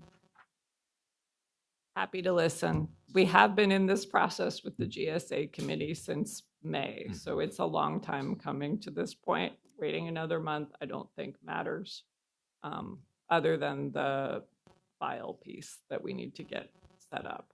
And both of you a bit more intimately involved, obviously, with the GSA meetings than I have, and maybe my questions even seem rudimentary compared to what you guys have been going through on those GSA meetings. I'm just trying to be sensitive to, these are big decisions that we're making. These are really big decisions, and they're high ticket decisions, and I want to make sure that we're giving it as much due diligence as we can, because I've even had I had a grower reach out to me last week who was here for the GSA meeting and only wanted to talk about how they do not want to leave Land IQ, how it's going to be, detrimental to them. And if one is, more accurate than others, and I am looking at this letter that Land IQ sent with this graph regarding reliability of ETAW, and I just want to feel like I'm being informed as well as I could be, because these are very big decisions. But if we're coming up on hard deadlines or something like that, I think Mark encapsulated it. We want both. We can't afford both. So what do we do? You can afford both, but you can't get a groundwater accounting platform, and you are purchasing duplicative services, though. Well, even then, I mean, these are high dollar. Should we really be using 2 satellite services? No, we really shouldn't be. These are very expensive. And in your opinion, how many growers would actually be using the accounting platform like NOAA? I know NOAA has been very adamant about adding an accounting platform, but based on the talks you've had with growers, how important is that accounting platform tied in with this? I think if the accounting platform is a way of getting a water market, you're probably several years away from that. So you can kick the can on the accounting platform. I should also add both Land IQ and Hydrosat/EarWatch have online platforms now. Land IQ has a new platform, so you have a place you can log on and see your water use.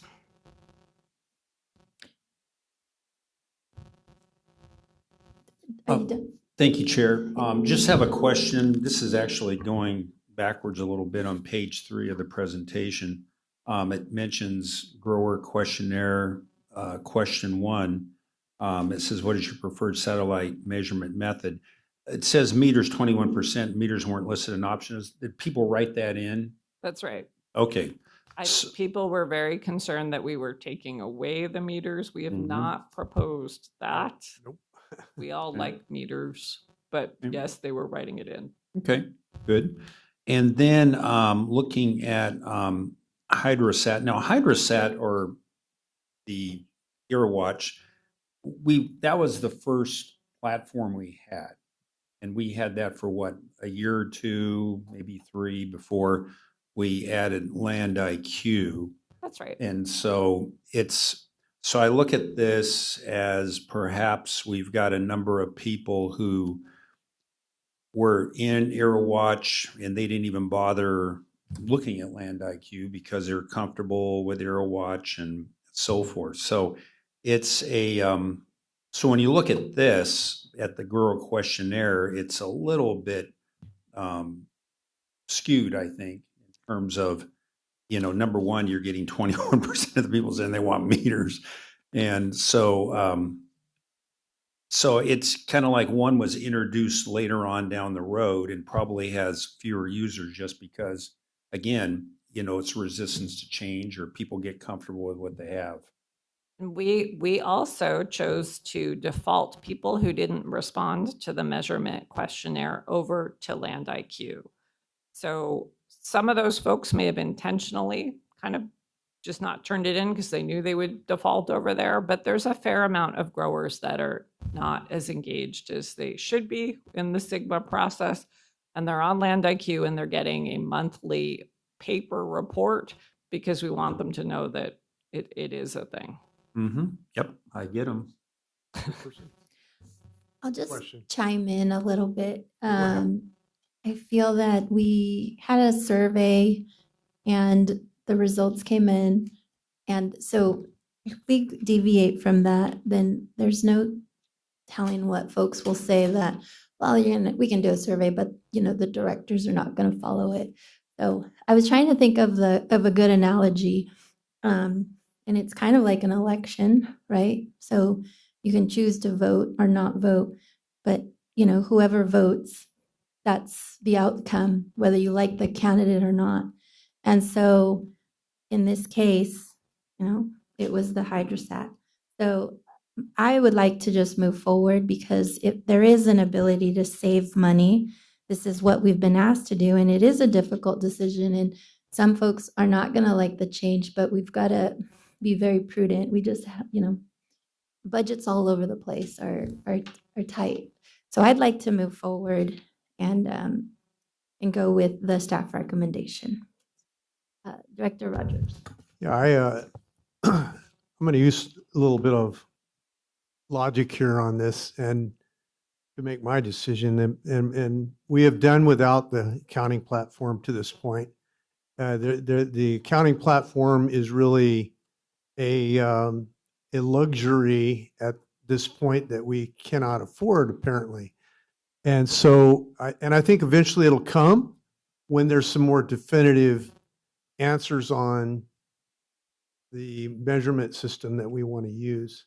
If we can boil that down, if people can make a decision, because we're going to have to go one direction or the other. So my feelings are that I'm hearing a 50-50 almost proposition in the survey. I'm hearing 50-50. I'm hearing 50-50 on the online comments, and from Mr. Peters gave me some good thoughts there as well. So I'm going to suggest that we go with the Hydrostat Plus, do a year of the other, so that we can evaluate in the meantime what it is that the farmers want us to do. And it may be that we stick with both programs for a while. I'd like to save the money. I'd like to be able to go the other direction. But if it's either or, I'm going to say that the other is a Cadillac that we can't afford right now. Let's stick with our two Volkswagens and try to get down the line. Is that a motion? That's just my logic on that. I have a comment. I definitely want to at least wait to hear back from Land IQ, because they are essentially saying that they want to compile information to show all of the Board of Supervisors, and there just wasn't enough time. And I have no problem with that at all. I at least want to wait. I just at least want to hear them out so I can feel comfortable with, if they're making claims that, accuracy is way off on the other platform, and they're going to provide evidence for why they're more accurate. I at least want to feel secure in that information. Yeah, And so whether or not we move forward for a year or a month, I at least want to punt to December so I can get that information.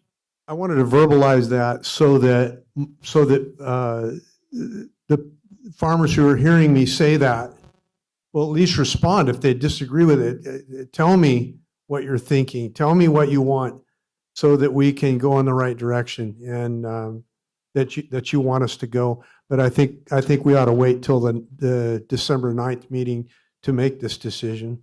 Yeah, and I don't want to trash the survey, but I mean, there are some variables in that survey that we could probably parse out where, if a question is, have you tried both? And what are the results? Or do you have, I think some of those variables could have, and I haven't seen the actual survey, so maybe you did have some of these things in there, but We tried to present the questions to the GSA committee, and these are the three simplest questions that we could come up with. Yeah, and you don't want to provide 30 questions in it. That's why we're calling it, it's just a questionnaire. We're just trying to take your pulse. I don't think there's a fault with the survey. I don't think we have to take fault with the survey. I think that the circumstances may be at fault. Who knows what the deal is? Somebody said they were in the height of the season. That, I get it. Everybody's busy. We need the growers to plug into these issues and tell us what you want, please. Let them know out there. Director Poitras. Thank you, Chair. I don't recall this being in the survey, but do growers know what the cost would be per acre for them in terms of having two satellite platforms? Because that might sway certain people to go a certain direction, So, we don't have tremendous number of acres in the wide area, but others do. And so they could look at that and go, oh, look, there's two, if I have both of these, it's going to cost me. So if we just have one, I can save a little money. I think that might be something. And I know it's difficult as far as each one, but maybe just an approximate cost, just say grower. If we go to one platform, then, you know, you'll be able to save X number of dollars per acre, something like that. That way, it's just not like, oh yeah, sure, why don't we have 4 or 5 different methods? You know, people don't know that it's actually costing them. Tied to a dollar amount. Yeah.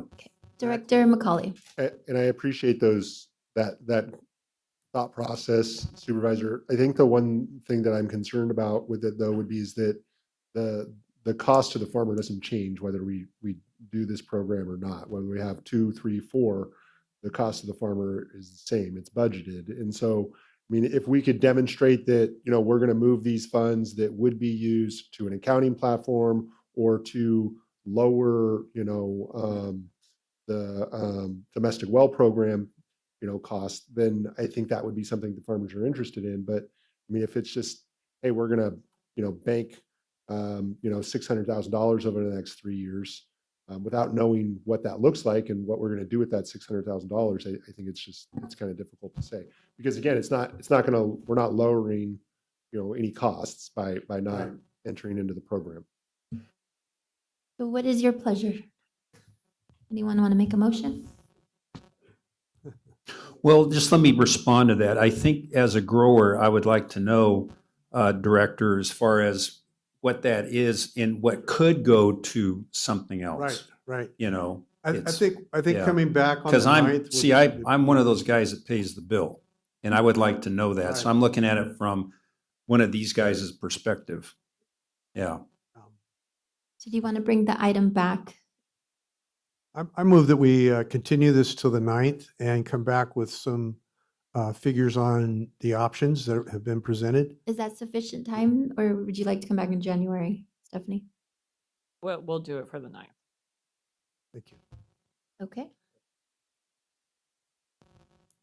Well, it's probably going to be 1:30 because it's going to be a long meeting. 1:30 on the 9th, That's on the 9th. December. Our only. I'll be leaving early, but, or mid-afternoon. There's an RCRC thing, so I don't know. You know, I don't know. That's fine. We can have it at that time, but if it's going to go till whatever. Well, it's because we only have one board meeting in December, and I'm assuming it's going to be long as well. Mhm. So it may. Maybe we could have that part of it early. I mean, Yeah, I certainly as want to long make as we sure announce that it that it's going to be early, we could have it early.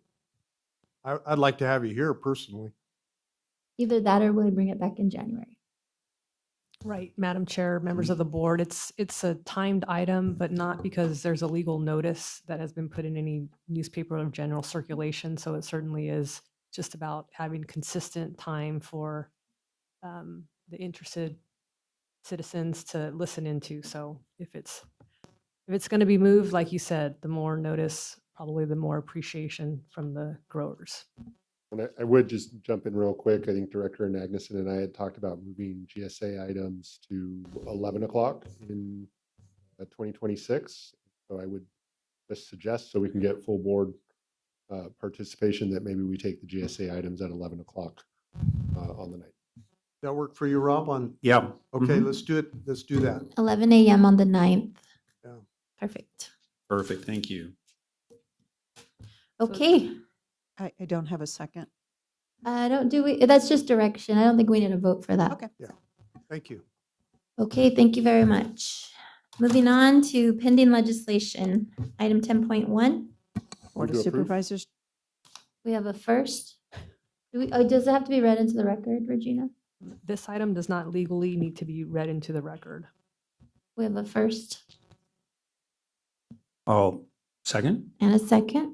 Do we have any public comment on item 10.1, a letter of support for a comprehensive bipartisan legislation to advance watershed restoration, reduce wildfire risk, improve forest health, and streamline processes to boost land management efficiency?